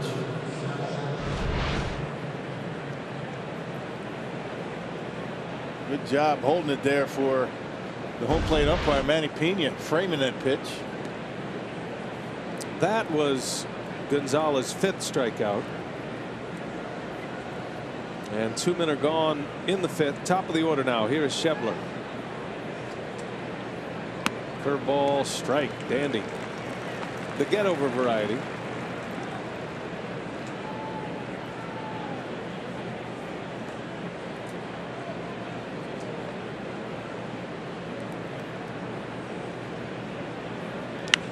Jam shot, little pop-up. Arcia under it. And Gonzalez, a 3-up, 3-down 5th. 2-hit shutout through 5. The big man is coming up. Jesus Aguilar. He's had a night already. 4 runs batted in. He's due up 3rd as we go to the bottom of the 5th.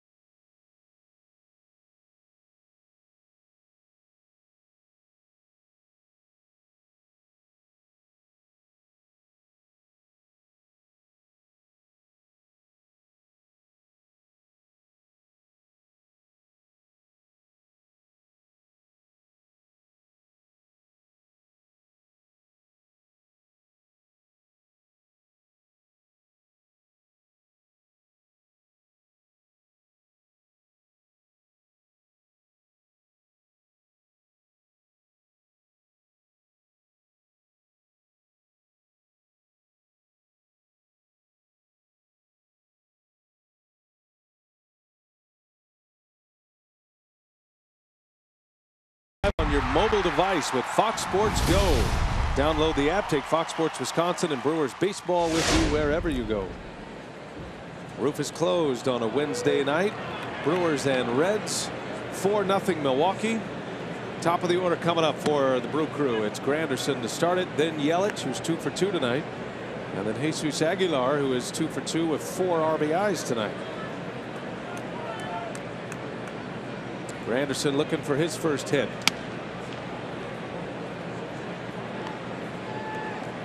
It's amazing the eye he has at the plate, isn't it? I mean, just pitches barely off the edges. I think he has a reputation too amongst the umpires. Guys will get those calls. That's a strike, but with Granderson up there, if he doesn't swing at it, maybe not calling to be called. He's popped a couple of home runs as a Brewer. And he takes ball 3. Now it's 3-1. Granderson had a huge home run at Wrigley Field. Final game of that series last Wednesday. And he turns on that one.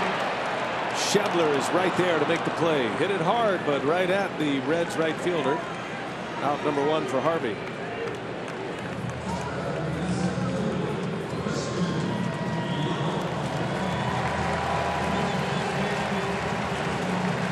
Just hear the buzz of the crowd increase when Christian Yelich walks to the plate. Yeah, he's turned into the guy you don't go to the concession stand when he's coming up. At the plate, presented by Blaze Pizza. Had a double in the first inning, a single in the 3rd. He has scored twice. And he pops this one up, a jam shot. Joey Votto in foul territory, 4 out, number 2. I mean, he can't hit for the cycle every night.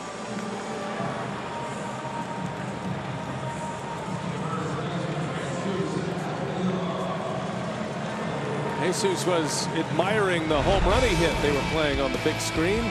Same look we'll give you. Yeah, fastball away. 106 miles an hour off the bat. A 400-foot blast to the opposite field. That is man strength. Yeah, that's a good sign, too, when he starts going in that direction.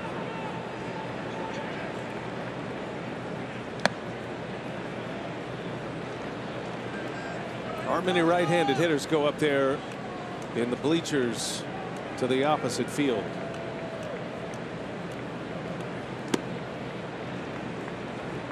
And we've seen it time and time again.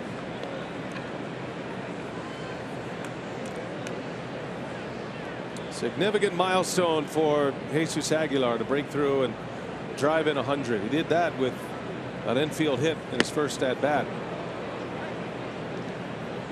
And the 4 he's driven in tonight gives him 103 RBIs. Javi Baez with 107. Trevor Story's out for the rest of the year with an elbow injury with the Rockies.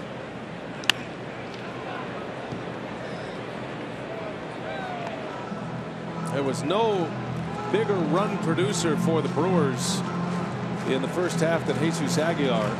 Christian Yelich just grabbed the headlines in the second half, but Aguilar carried this team through the All-Star break. Brewers would not be in the position they're in without Aguilar. I mean, that goes without saying, but the way he was able to, carry the club, put him on his back, leading into the All-Star game, incredible stuff. It seemed like every night, just like this guy's doing in the second half. Aguilar led the league in homers at the All-Star break, was in the home run derby. There's a swing and a miss. Harvey strikes him out. And Aguilar is tagged out to secure the strikeout. 1-2-3 inning. Reds are coming up. We head to the 6th. It's 4-0.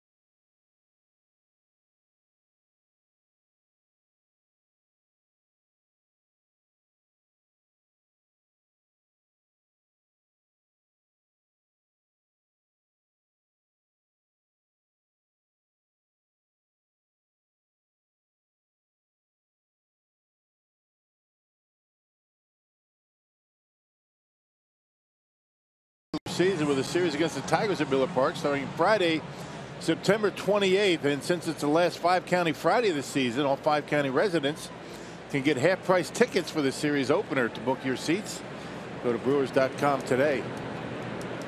Final regular season homestand of the year. Brewers are hoping for more home games this season in the postseason.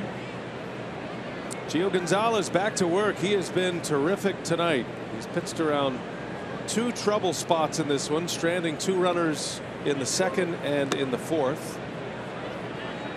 Each case, the Reds put 2 on with 1 out, and Gonzalez got through it. He has 5 strikeouts to go along with 2 walks. Jose Peraza and a 2-0 count to start this inning. Votto is due next. Important inning, 3rd time through, 6th inning here tonight. Gio Gonzalez, the last Brewers starter to go more than 5 innings in a start. That was way back on September 8th. Josh Hader, who is fully rested, is getting ready in the bullpen. Counsell will be taking 0 chances tonight with any activity. He's got his full bullpen set up. There's a little routine fly ball again. Boy, Gonzalez has found his way to the end of the Reds' bats here tonight. Yeah. Good movement on the fastball that time, going down and away.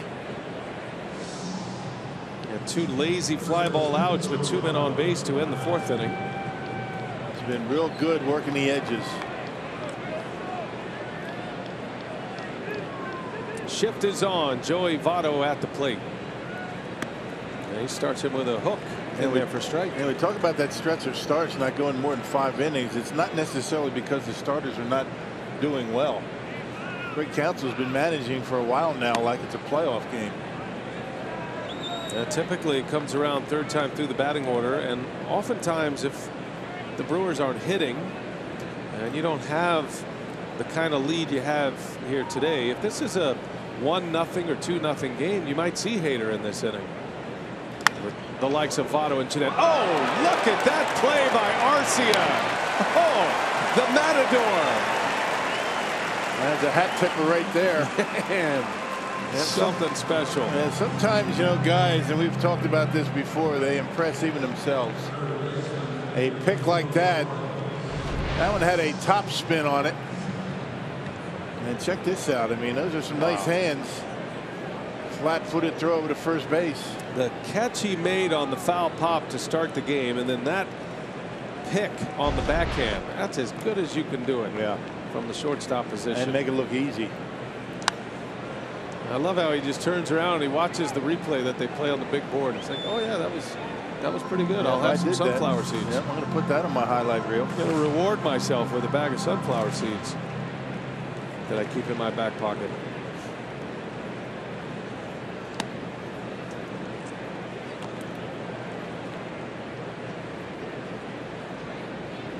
Two gone for Eugenio Suarez. He walked his last time up.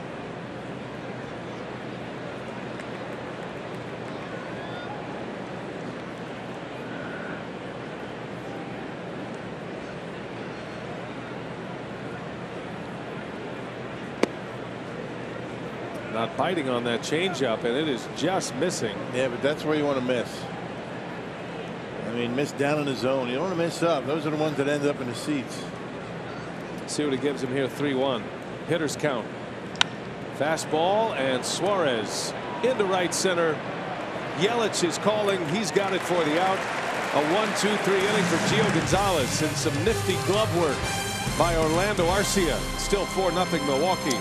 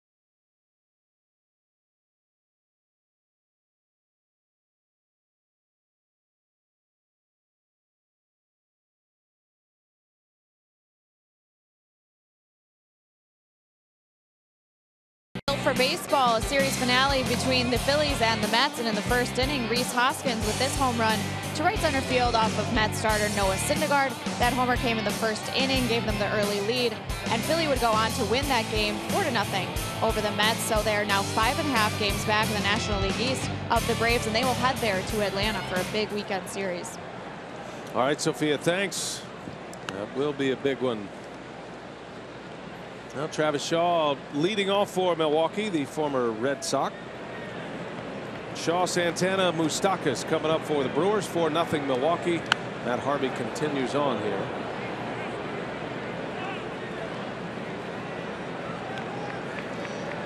The Red Sox going in there to Yankee Stadium with a magic number of 1. You know, they'd love nothing more than to clinch a division title at their rivals' ballpark. Yeah, no kidding, right? But the Yankees are holding them off, and the Yankees lead tonight 6-1. Aaron Judge back in the lineup for New York. American League postseason is set. Don't know the exact order of the wild card. That's a pretty good battle going on between the Yankees and the A's in the wild card race. Astros have stretched their lead in the division in the AL West. Boston, Cleveland, and Houston are the division leaders right now. Boston's already clinched a postseason berth, as has, well, Cleveland's already clinched the division. So the Yankees are 2.5 up on Oakland starting play today. There's a called strike 3 on Shaw. Number 5 for Harvey, out number 1 in the 6th. Yeah, the Oakland A's, what a surprise they've been. They had a nice run. How about the Seattle Mariners? What happened to them? I think everybody was kind of anointing them to be in the postseason right around the All-Star break, right? They are not mathematically eliminated, but they're 7 back of the second wild card spot. Right. So yeah, that's been a disappointing year in Seattle. Robbie Cano's suspension was a big one. That's a broken bat, little flare that will fall. A base hit, and it splits the alley. Santana will turn and head to third. Jeanette's relay throw comes in late. A triple for Santana. Wow. That ball was up in the air a long time, and normally Billy Hamilton's going to be camped under one like that.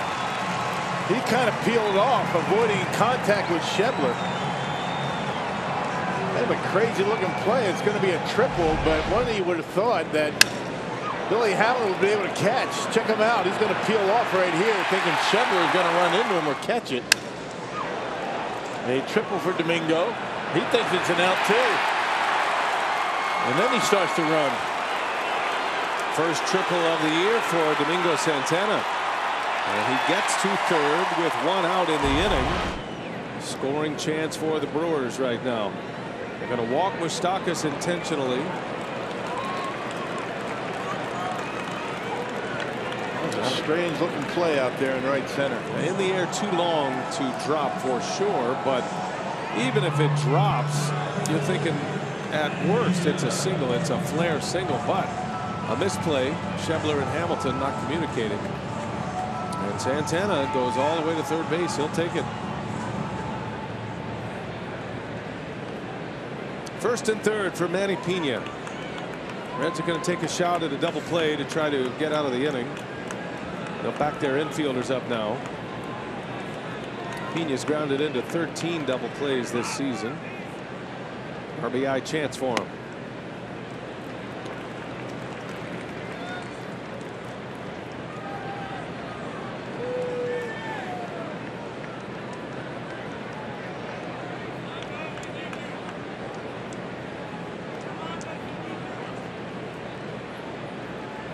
Brewers lead 4-0. Aguilar's driven in all 4. Pena trying to get into the act here. 1 ball, 1 strike. That was a stretch of about 6 weeks. Manny Pena was red hot at the plate. It is so difficult for catchers late in the season to find a lot of success offensively. It's just a beat down physically. Yeah, foul tips. No blocking balls. Most of his success when you were talking, it was in the right center. Fouls that one over the Brewers dugout. Pena now in a 1-2 count. Going to see, looked like he was rolling over. A lot of ground balls are short. But in that stretch where he was really swinging the bat well, a lot of hits up the middle and the right field. Spent a little time on the disabled list with a bicep strain. He missed 9 games. That was in July. Missed 7 games with a calf strain in April.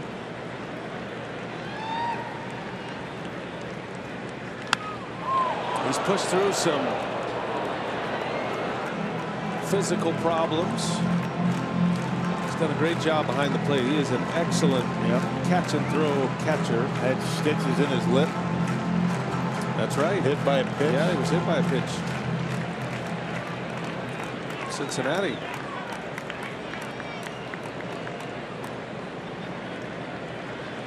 Five stitches on the inside of his lip. That's why he's wearing the protective guard around the jaw. Count stays at 1-2.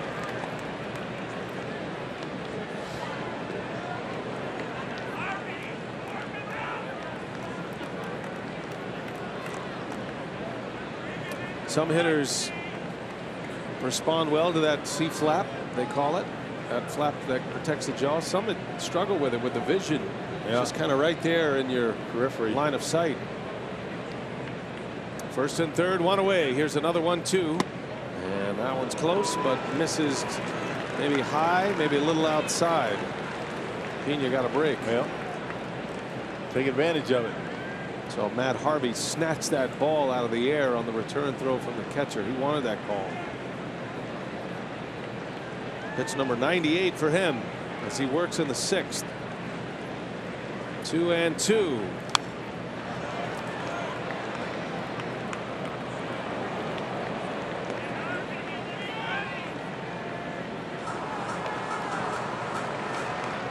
And he's had a good year against the Reds.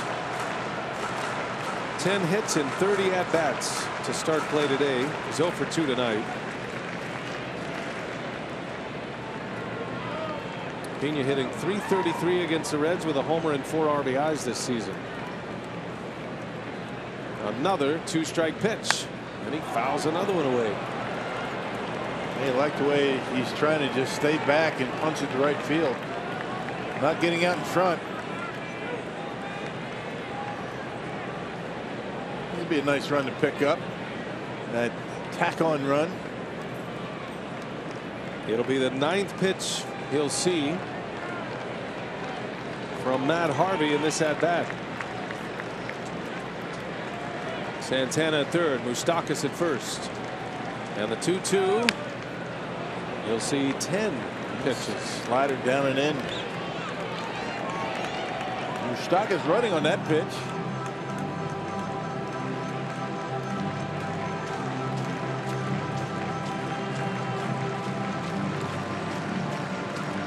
Saw Anthony Rizzo had a 17 pitch at bat in Arizona a couple days ago.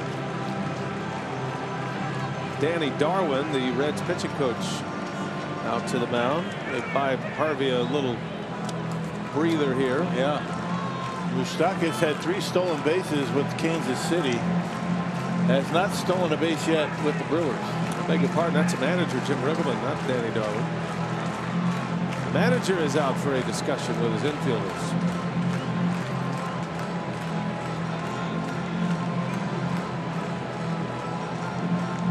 They've got Peralta, the left-hander, Wandy Peralta in the bullpen. I think that was a defensive discussion. What are you going to do if he takes off?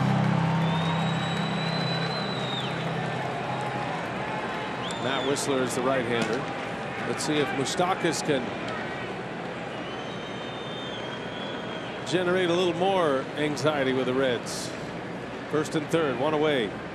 2-2 the count. He stays put. Pena a little chopper foul. I don't know who's wearing who down.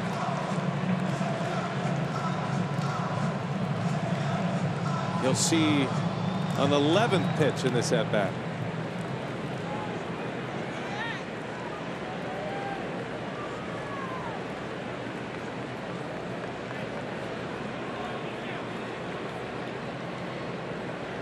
Another 2-2 pitch. Moustakas goes. No throw. Moustakas stopped. He was looking to get in the rundown. If there was a throw, he was going to get in the pickle to try to score Santana, but that'll be a stolen base for Moustakas, his first of the year. He's anticipating a throw. They're trying to steal a run here. He stops and then no throw. I'll just have to walk into second base. He's on the board. Now second and third, infield in. The 12th pitch of the at-bat on a 3-2 count. Man, what a battle we've got going on here. Fans appreciating this one.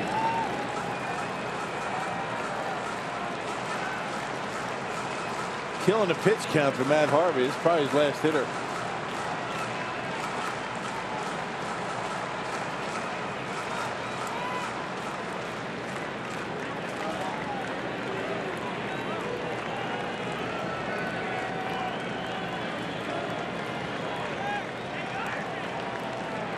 Pitch number 13.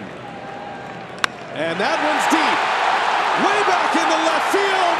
A 3-run home run from Manny Pena. Game breaker.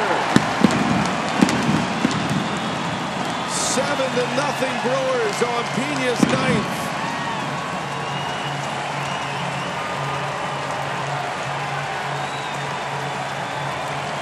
What an at-bat. Wow. 13 pitches. Got a hanging slider. Knock it out of here.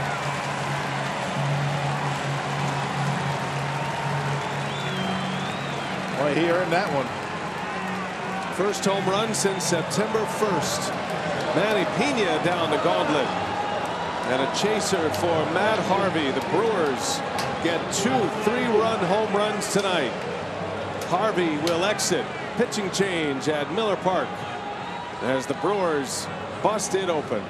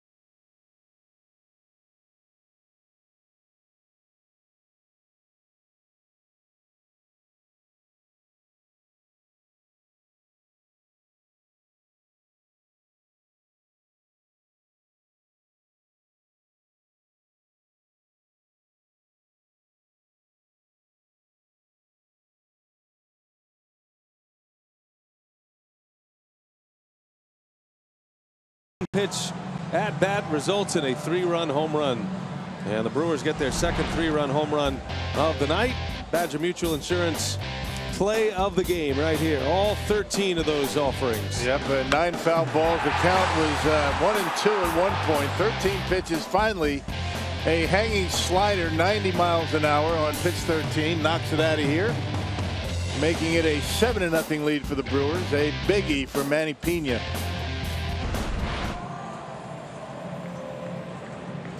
Manny Pena had 9 foul balls in that at bat. Got down 1-2. Most of them coming on a full count. So it's Matt Whistler now. He's in for Harvey. Arcia takes a ball high.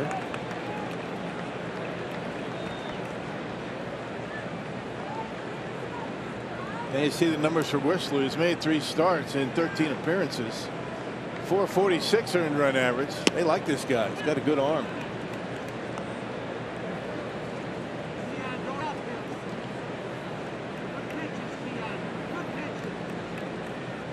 Arcia batting with 1 away. 3 runs are in on the big swing by Manny Pena. Aguilar's driven in 4. Pena with 3. 7-0 Brewers on 7 hits. Final line for Matt Harvey, 5 1/3. 7 hits, 7 runs, all earned. 2 walks, 5 strikeouts.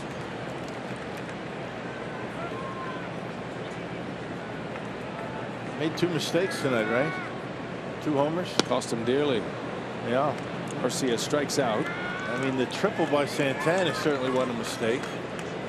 That was one that probably should have been caught. Well, Gio Gonzalez's day is done. 6 shutout innings for Gonzalez.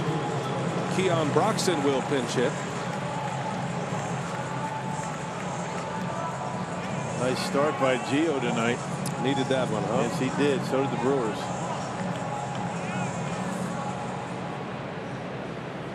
Gonzalez, 6 innings, 2 hits, no runs.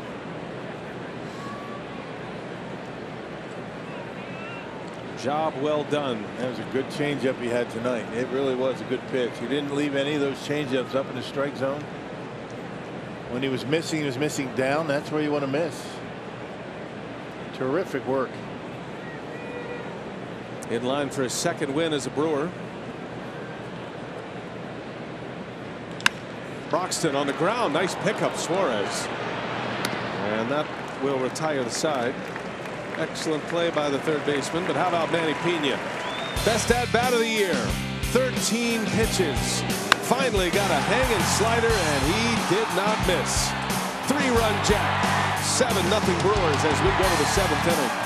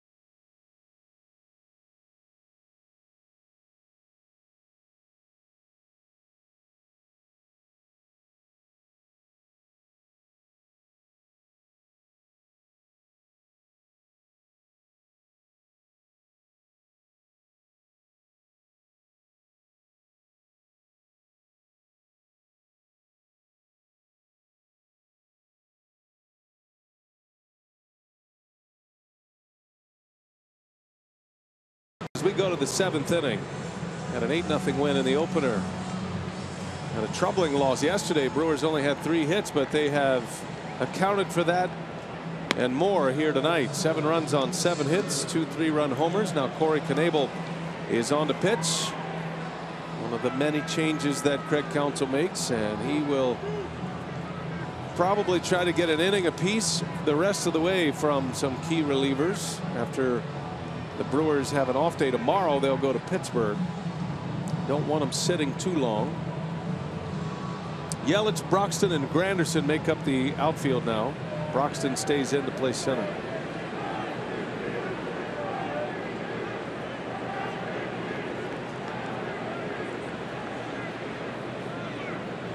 Scooter Gennett starts it for Cincinnati. Corey Knebel's been excellent since coming back from AAA. Had a little bit of a mechanical maintenance period in AAA, but mostly a mental maintenance period. Yeah, last pitched on Sunday against the Pirates, a scoreless inning. That included a couple of strikeouts. His year began with a brutal hamstring injury. And then he pitched pretty well. He ended up losing the closer's role, ran into some tough times in August, lost that closer's role late July, and then just couldn't get unraveled. And so they decided to send him down. He did a little mechanical work with pitching coach Derek Johnson and Lee Tunnell, the bullpen coach, and then was terrific in his outing in AAA. And then he's come up, and he has not allowed a run since. Throwing a lot of strikes. I mean, a lot of walks before he got sent down. A swing and a miss. 3-2 on Jeanette.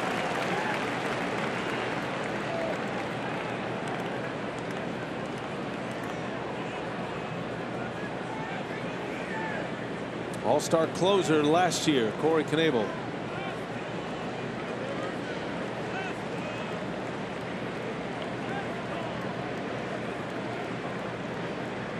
Full count to Jeanette. Lost him. Leadoff walk in the 7th.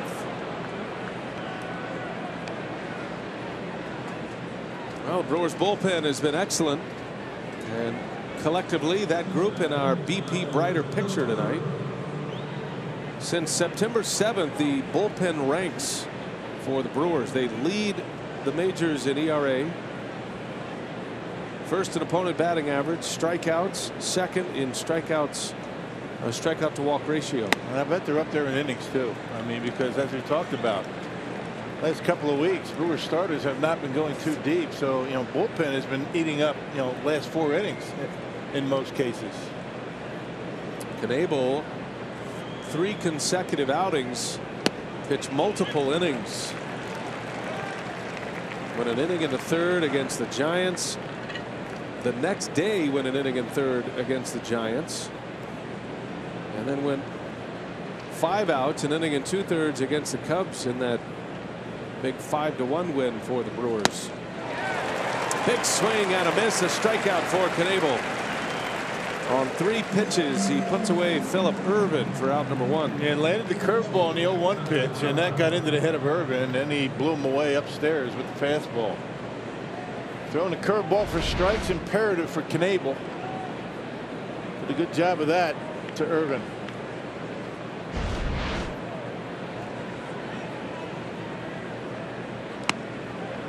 Curveball misses to Barnhart.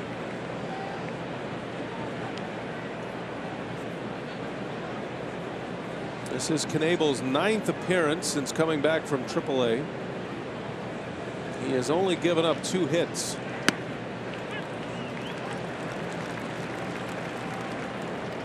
He's given up 2 hits and 2 walks since he's come back. All right, that's what we're talking about. Throwing strikes, no walks, striking out a lot of guys. And comes down to the curveball.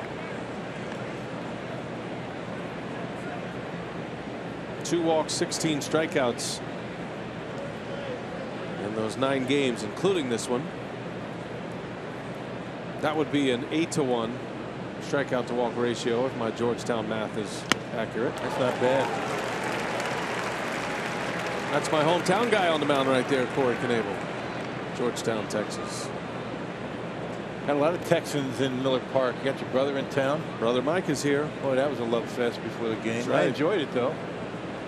That's what you get. Yeah. You just get wrapped up all in that, don't you? On the ground, chance to turn it. Arcia will take it himself.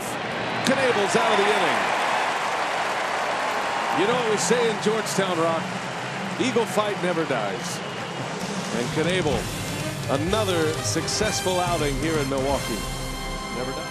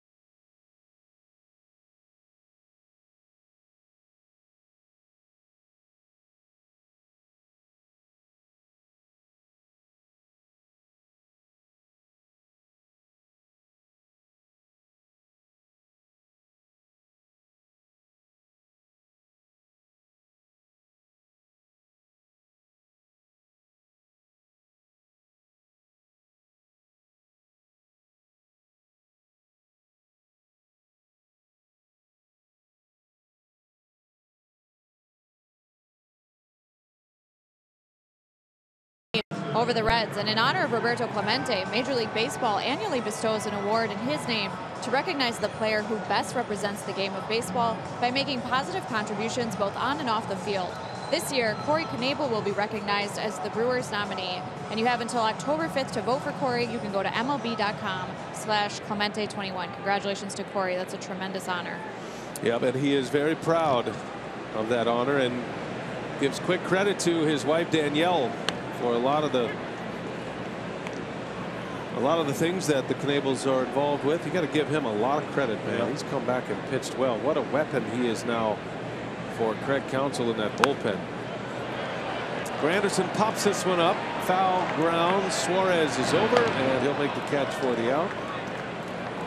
One away in the Brewers' 7th. They always talk about length in a batting order. You know, guys like Granderson, Moustakas, those kind of pickups give you great length. I mean, you got big hitters up and down the lineup. Well, Corey Knebel coming back gives you great length in that bullpen. You got closers down there that aren't going to be in the 9th inning. Can't have enough experienced relievers down in your pen. See the two changes for the Reds. Fedorovich behind the plate now. Traha is at shortstop. Christian Yelich, he's 2 for 3 tonight. Had a double in the first, scored a run, single in the third, scored a second run. He has scored 104 runs this season. Came in 3rd in the National League in runs scored. He's driven himself in 31 times. Yeah, has 31 doubles now.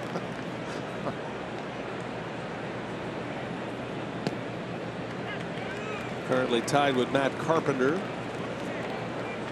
Charlie Blackmon is the National League leader in runs scored with 109 of the Rockies. That's a significant stat, I think. I always point out the runs scored. Scoring runs is an art. As Yelich bounces out, it's not just about being on and then have somebody drive you in.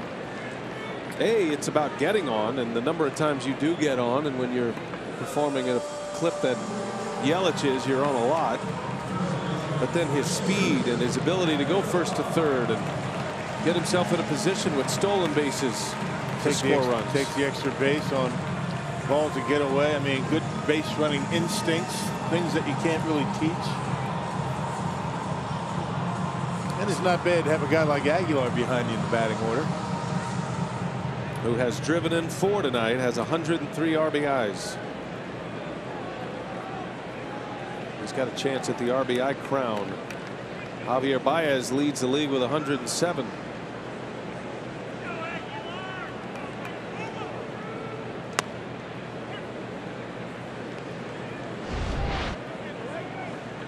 Aguilar leading the Powerball home run leaderboard, 33, with a bomb to right field tonight. 400-foot home run. Opposite field. A lot of his home runs center field around to the right field line, so it doesn't matter to him. He's got quick hands. He waits well. Sure, he's going to strike out quite a bit, but that's what home run hitters do.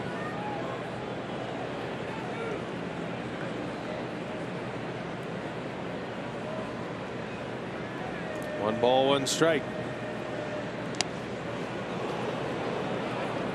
That's kind of a short armor, tough to pick it up. I think kind of ball sneaks up on you. 983 with the slider. Brewers saw him first game of the series.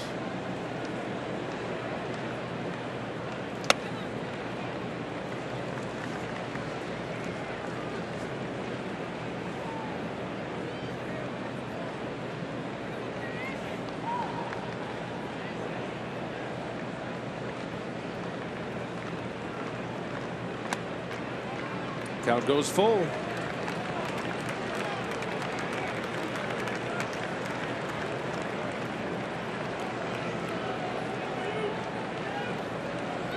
Travis Shaw due next. Brewers lead 7-0. And Aguilar strikes out. Big hack. Down he goes. 1-2-3 inning for Whistler. He retires 5 in a row out of the bullpen. And the Reds are coming to bat.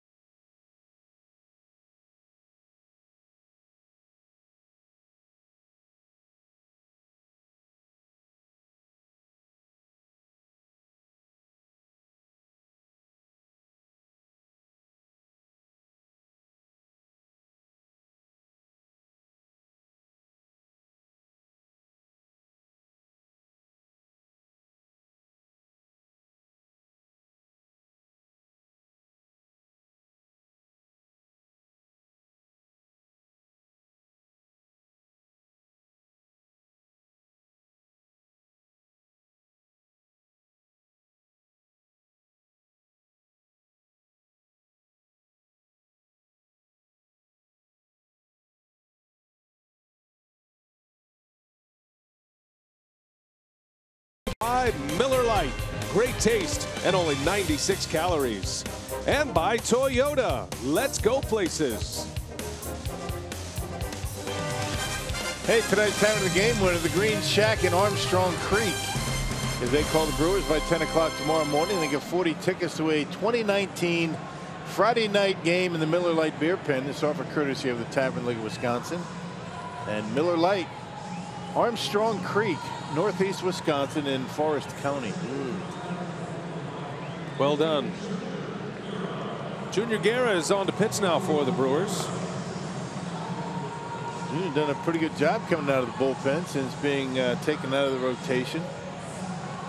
And Guerra last pitch Saturday against the Pirates. 2 1/3 scoreless innings that included 3 punch-outs. You see his numbers in the starting rotation, 6-9 record, 418 earned run average. Go out to a terrific start, and I guess maybe ran out of gas a little bit. Nice weapon to have in the bullpen. Those are the changes. So Scope enters the game on the double switch. Aguilar is out. Shaw goes over to first base. Scope will lead off. Scope will hit second next inning. Shaw, Scope, then Moustakas.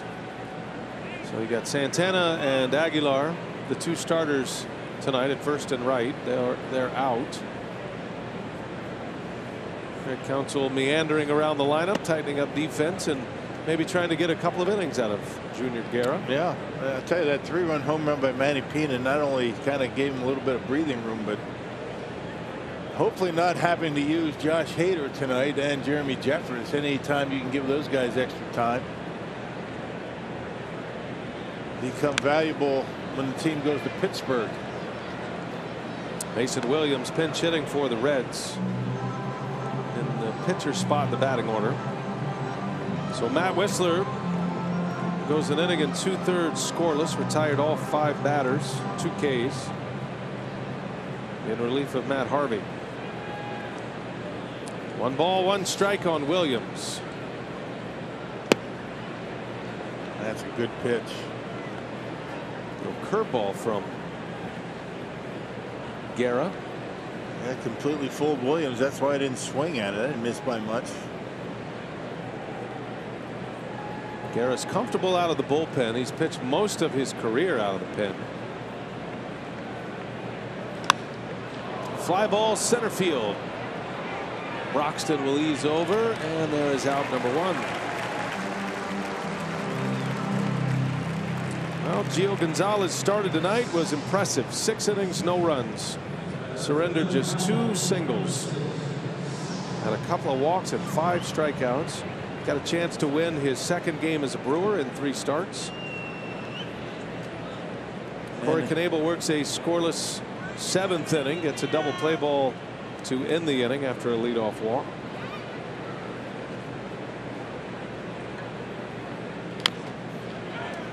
Roller out to Shaw. He'll go to the bag and beat Hamilton for out number 2.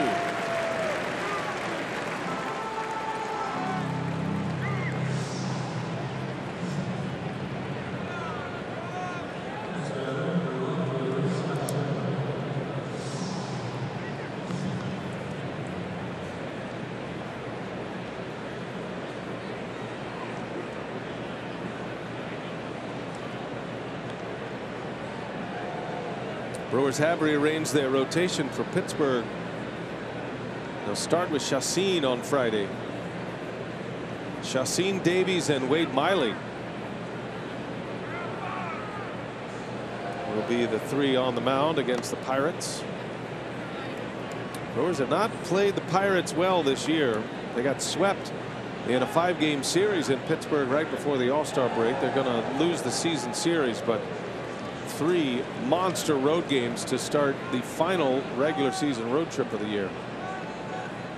In a place that they have struggled. Yeah, you got to win that series too. But the Pirates for 3, then St. Louis at Busch Stadium for 3. And the problem for the Brewers against the Pirates has been offense. I mean, they can't figure out that Pirate pitching staff. It's been that way all year. Pirates are going to have Nova, Trevor Williams, and Joe Musgrove in that series. So Nova matches up against Chacin, Trevor Williams against Davies, and then Miley will square up against Musgrove.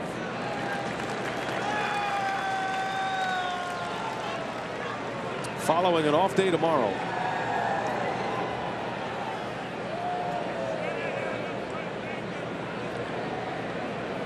Brewers will have one more off day after tomorrow. They'll have the Thursday off before the final homestand of the year, the 3-game series against the Tigers.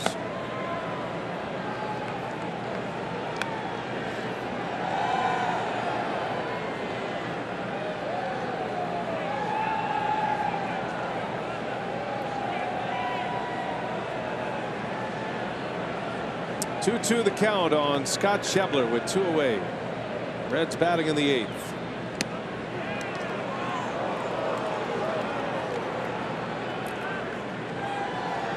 Not hunching over tonight, you notice? Yeah, I guess when it's 7-0 and there are 2 strikes, then you go ahead and just thinking about lifting and separating and get into your your back leg home run mode. Try to hit one up there in the Miller Lite deck.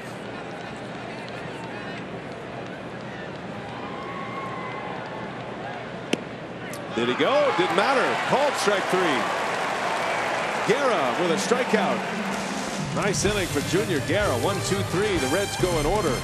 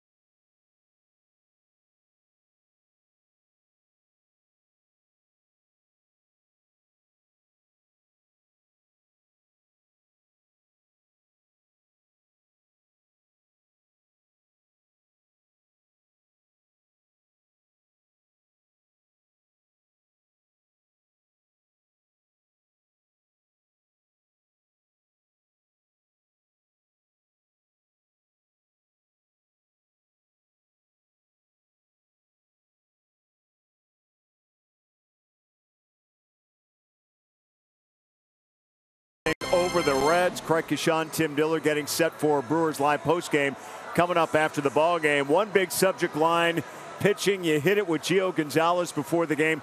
The birthday boy pitching like a postseason guy should tonight. That's the best present right there. Ground balls, ground balls, ground balls. Everything he threw was down in the zone. Took advantage of the Reds being overly aggressive that we saw last night against Chase. Yeah. He took advantage of them. They put the ball on the ground. Things happen. Good, strong 6 shutout innings for Gio Gonzalez here tonight. We'll check all that out here from Craig Counsell. Sophia's got interviews as well coming up, and we'll get you set for a big series. The road trip to Pittsburgh begins on Friday night. Freighter and the Medical College of Wisconsin postgame report coming up in moments, B.A. Oh, can't wait. Been fun to listen to Tim Dillard all week. Travis Shaw leads off. Tim, we got to get those patches. They never seem to make it to the booth. Matter of fact, why don't you sign those patches and you want me to sign it? Put them up. Yeah, well, or maybe you could get somebody else to sign them, actually. You know the players really well. I mean, I was going to get you to sign it, and I was going to slap it on my wall. By the way, did you see, Rock, have you had a chance to see Tim's video that he put together? I did. I thought you made a cameo in that video. Tim always puts together these hilarious videos, and had a chance to see that. Tim, is there anything else that you've been able to perform? Now check it out. Just when you think Tim Dillard should be on the wall of honor, there he is. Yeah. Is that going to be your look at that guy? Your smiling face? That should be my profile pic, right? What a great looking guy. All right, Tim, how have you enjoyed your experience as Brewers Live pre and post game analyst? Man, I don't know how you guys get paid for this. Hey, don't be giving away the secrets. Right. I know, I'm kidding. This is hard work. It is. It's been very fun. And once I figured out that the red light above the camera is the one I'm supposed to look at, you know, things went pretty well after that. You know, the real key is what to do with your face and with your hands. Yeah. So I think you've got your eyebrow situation worked out. I know. I'm very animated. I can't stop. Oh, the hands are still drifting a little bit, huh? You know, this pen, if you felt this pen, you'd be twirling this thing too. It's really nice. I always hold the pencil as Travis Shaw draws the walk. Well, it's been a lot of fun having you, Tim, and we're looking forward to Brewers Live. And I know you're a big part of what we do here all year long, even though you've been in Colorado Springs. So yeah, appreciate all the fun and frivolity you've provided. Has Craig Kashan been good to you down there? Absolutely, absolutely. You know, he's babysitting down here, and no, he's doing a great job. I've learned a lot. I've learned what not to listen to too. Yeah. Just kidding. Even more so. He just told me to say a joke. I'm like, all right. Those are our pregame interventions that we have. Here's Jonathan Scope batting for the first time. Tim was telling us some stories before the game today. Yeah. Great ones. And one of them was he was throwing a no-hitter and the lights went out in the stadium. The story is that somebody accidentally put the lights out in the stadium. Like, I can't see your hands, but you're doing the air quotes, right? Accidentally. So what were the details on that, Tim? So give us a quick synopsis of that story. So young Dim Tillard is on the mound in Double-A and on the rise. First time in Double-A, not when I got sent back when I was older. And 6th inning, I got done facing the minimum, had a no-hitter going, possibly a perfect game, can't remember. And then I was facing the leadoff hitter. Oh, there's a drive. Routine out to center field there, Dim. You know, from my angle, I'm like, stretch, ball, stretch. All right, go ahead. What year is this, by the way? Yeah, I can't remember. 1974? 2006. Okay. And, oh, there. So they, the first batter of the 7th inning, you know, and I'm aware I have a no-hitter. I'm not that dumb. And I'm in mid-pitch, and all the lights in the stadium go out. Pitch black. Pitch black. No emergency lights. And the only thing I could hear is my first baseman very faintly go, Marco. That's my favorite. That's the best part of the story. Did anybody say Polo? No, I was too upset. So how did it end, Tim? How did it end? Had it in, the lights came on, I gave up a hit. We won the game, I think. So whoever did that, it worked, huh? My two was on the road, right? You know what? It was the we were playing the Double-A Cubs, so you know, all the tricks, every level. My two favorite parts of that story is the first baseman saying Marco, and the name of the ballpark. Pringles Park. Pringles Park. Yeah. Pringles Park. No emergency lights in Pringles Park. And in a small world, my older brother Mike was the pitching coach of that Cubs minor league team. Wow. He remembered it just as Tim does. Slightly different. I don't remember it at all. I've totally forgotten all about it. Yeah. I'm not holding a grudge in any way. You let it go. So what happens after tonight, Tim? Are you going to get in your car and drive away, and then we don't see you again the rest of the off season, or what are we thinking? Well, I know where the plane is, and when you guys leave. We'll see what happens there. Have you been invited? No, absolutely not. We got a seat right between me and Rob. There's some big pieces of luggage. There's a drive. What about this one? Call it, Tim. Right on that one? Your play-by-play futures. I will say this, though. My depth perception only goes for 60 feet 6 inches. Is that an Easter Bunny basket? Last question for you.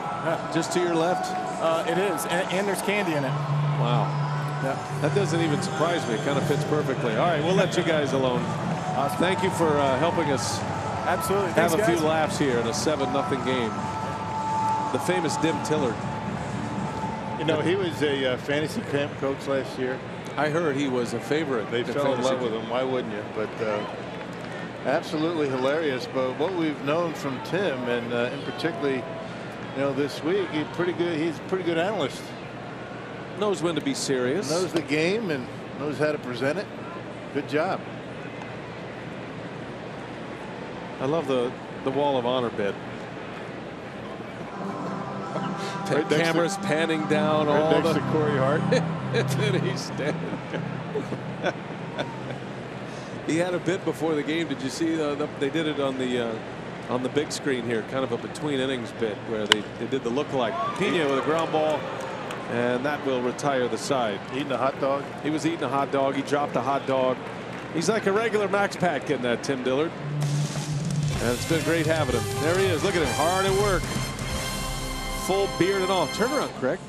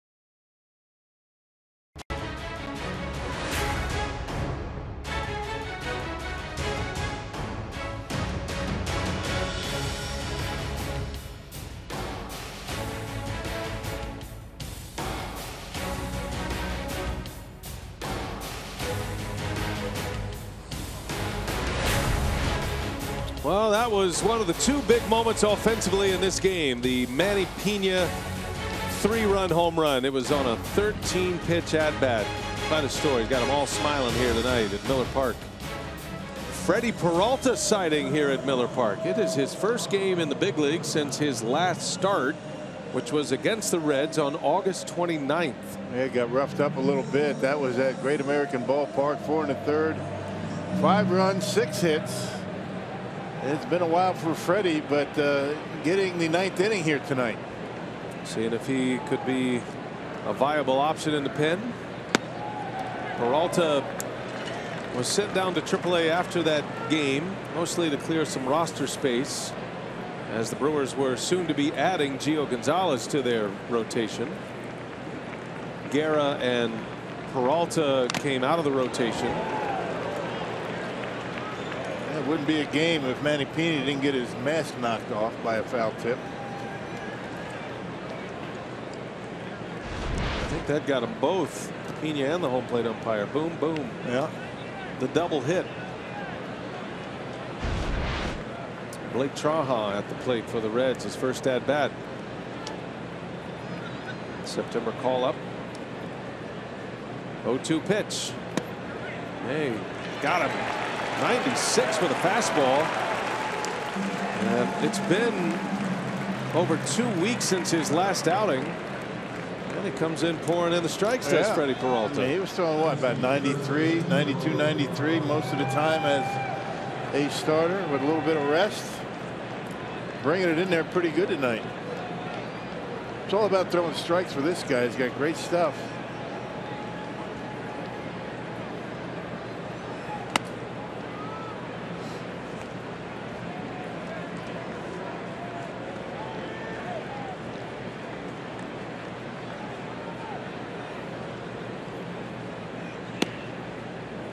Joey Votto and a 2-0 count.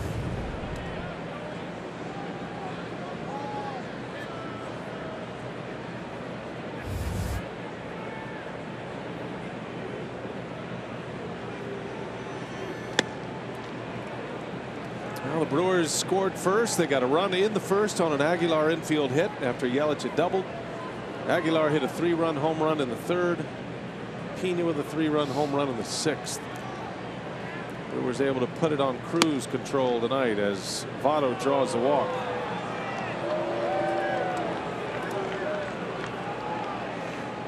Off day tomorrow. The Brewers will enjoy their penultimate off day of the regular season. And then they start it up Friday. Miller Lite, what's on tap? Probables with Chacin, Davies, and Miley. Nova, Williams, and Musgrove for the Pirates. Showdown series against the Pirates. That is going to be huge for the Brewers on the road. Both of those guys, Nova and Williams, threw well against the Brewers here at Miller Park, beginning of this homestand. 5:30 airtime Friday and Saturday, and then a day game on Sunday. Eugenio Suarez. Votto's been taken out, by the way. Brandon Dixon will run for him.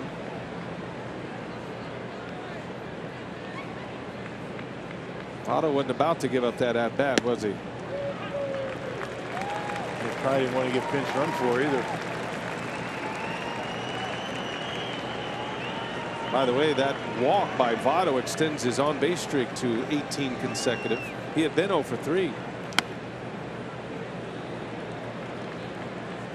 That's why he hit. That's why he hit. Now you know the rest of the story. Yeah, now it all makes sense. Only Bryce Harper has more walks in the National League than Joey Votto. 1 ball, 2 strikes to Suarez. News gets better as the Arizona Diamondbacks hang a 4 spot on Cole Hamels in the first inning. 4-0 Arizona as they play in the bottom of the second now. Robbie Ray pitching for the D-backs.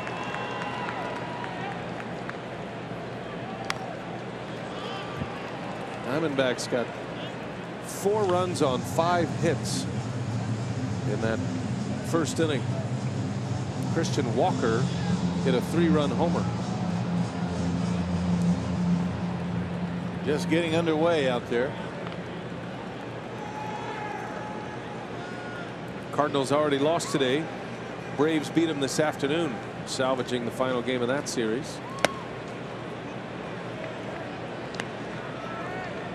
Brewers can go 3 up on the Cardinals in the wild card race, occupying the top spot, and they could get within 3 with a win tonight and a Cubs loss. Get within 3 in the loss column of the Cubs. That's the one that matters now, the loss column. Well, Cubs magic number is 8 over the Brewers.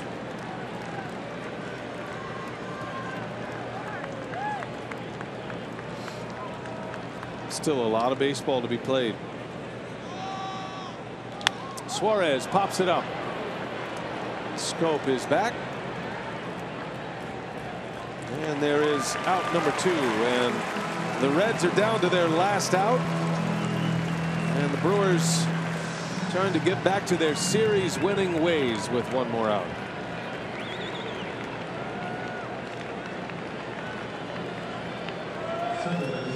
Scooter Gennett looking into the Brewers dugout with a fist pump. I would imagine that was so long. Good luck. Pulling for you guys the rest of the way. Former Brewer. Yeah, why not? Why wouldn't he, right?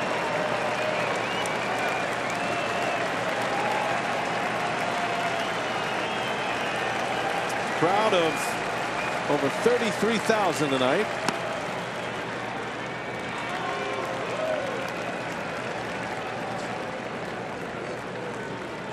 Two blowouts in this series, much needed.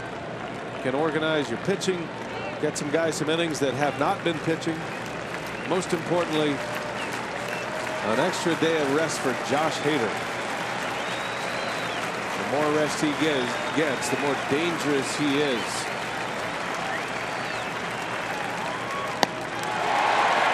Oh, to the count.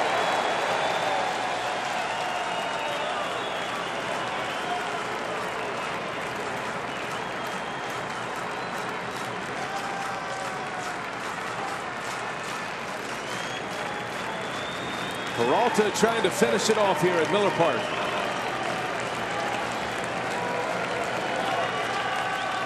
The 0-2. Gennett stays alive.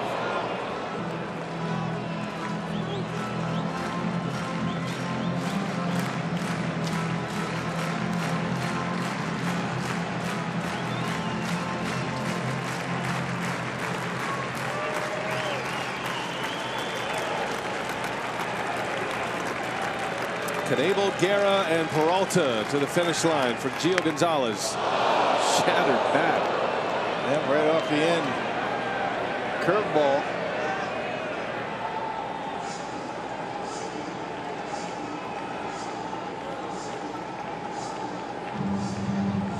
It's more like a bow door now. Yeah.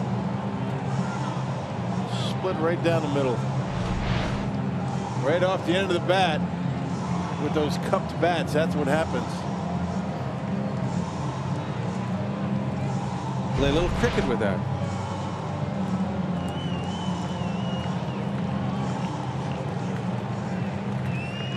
So a new bat in hand, no balls, 2 strikes. Cosign on that. Yelich hit for the cycle on this homestand, the second of the year. And Gennett fouls that one away. A win for the Brewers here, one more out, and they will go 13-6 against the Reds this year.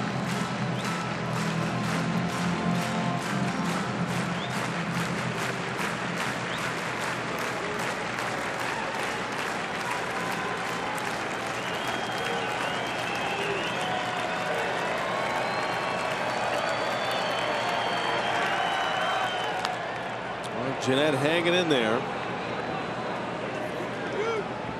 If this holds, it will be the 5th time this year that the Brewers have shut out the Reds. Second on this homestand.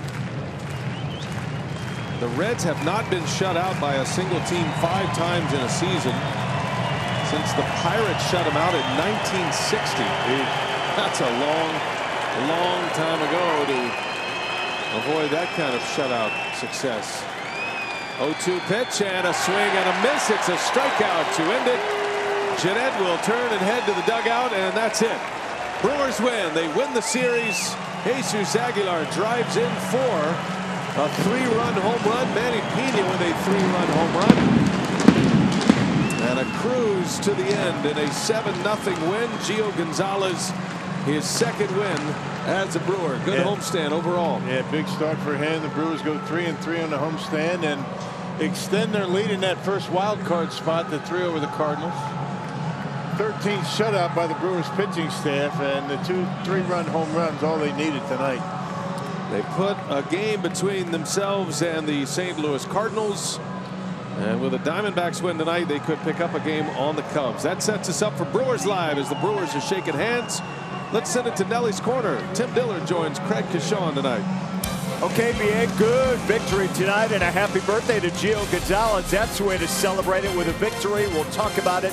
Sophia's got some interviews on the way. We'll hear from Craig Counsell and get you set for the Pirates series coming up this weekend. Brewers Live is next.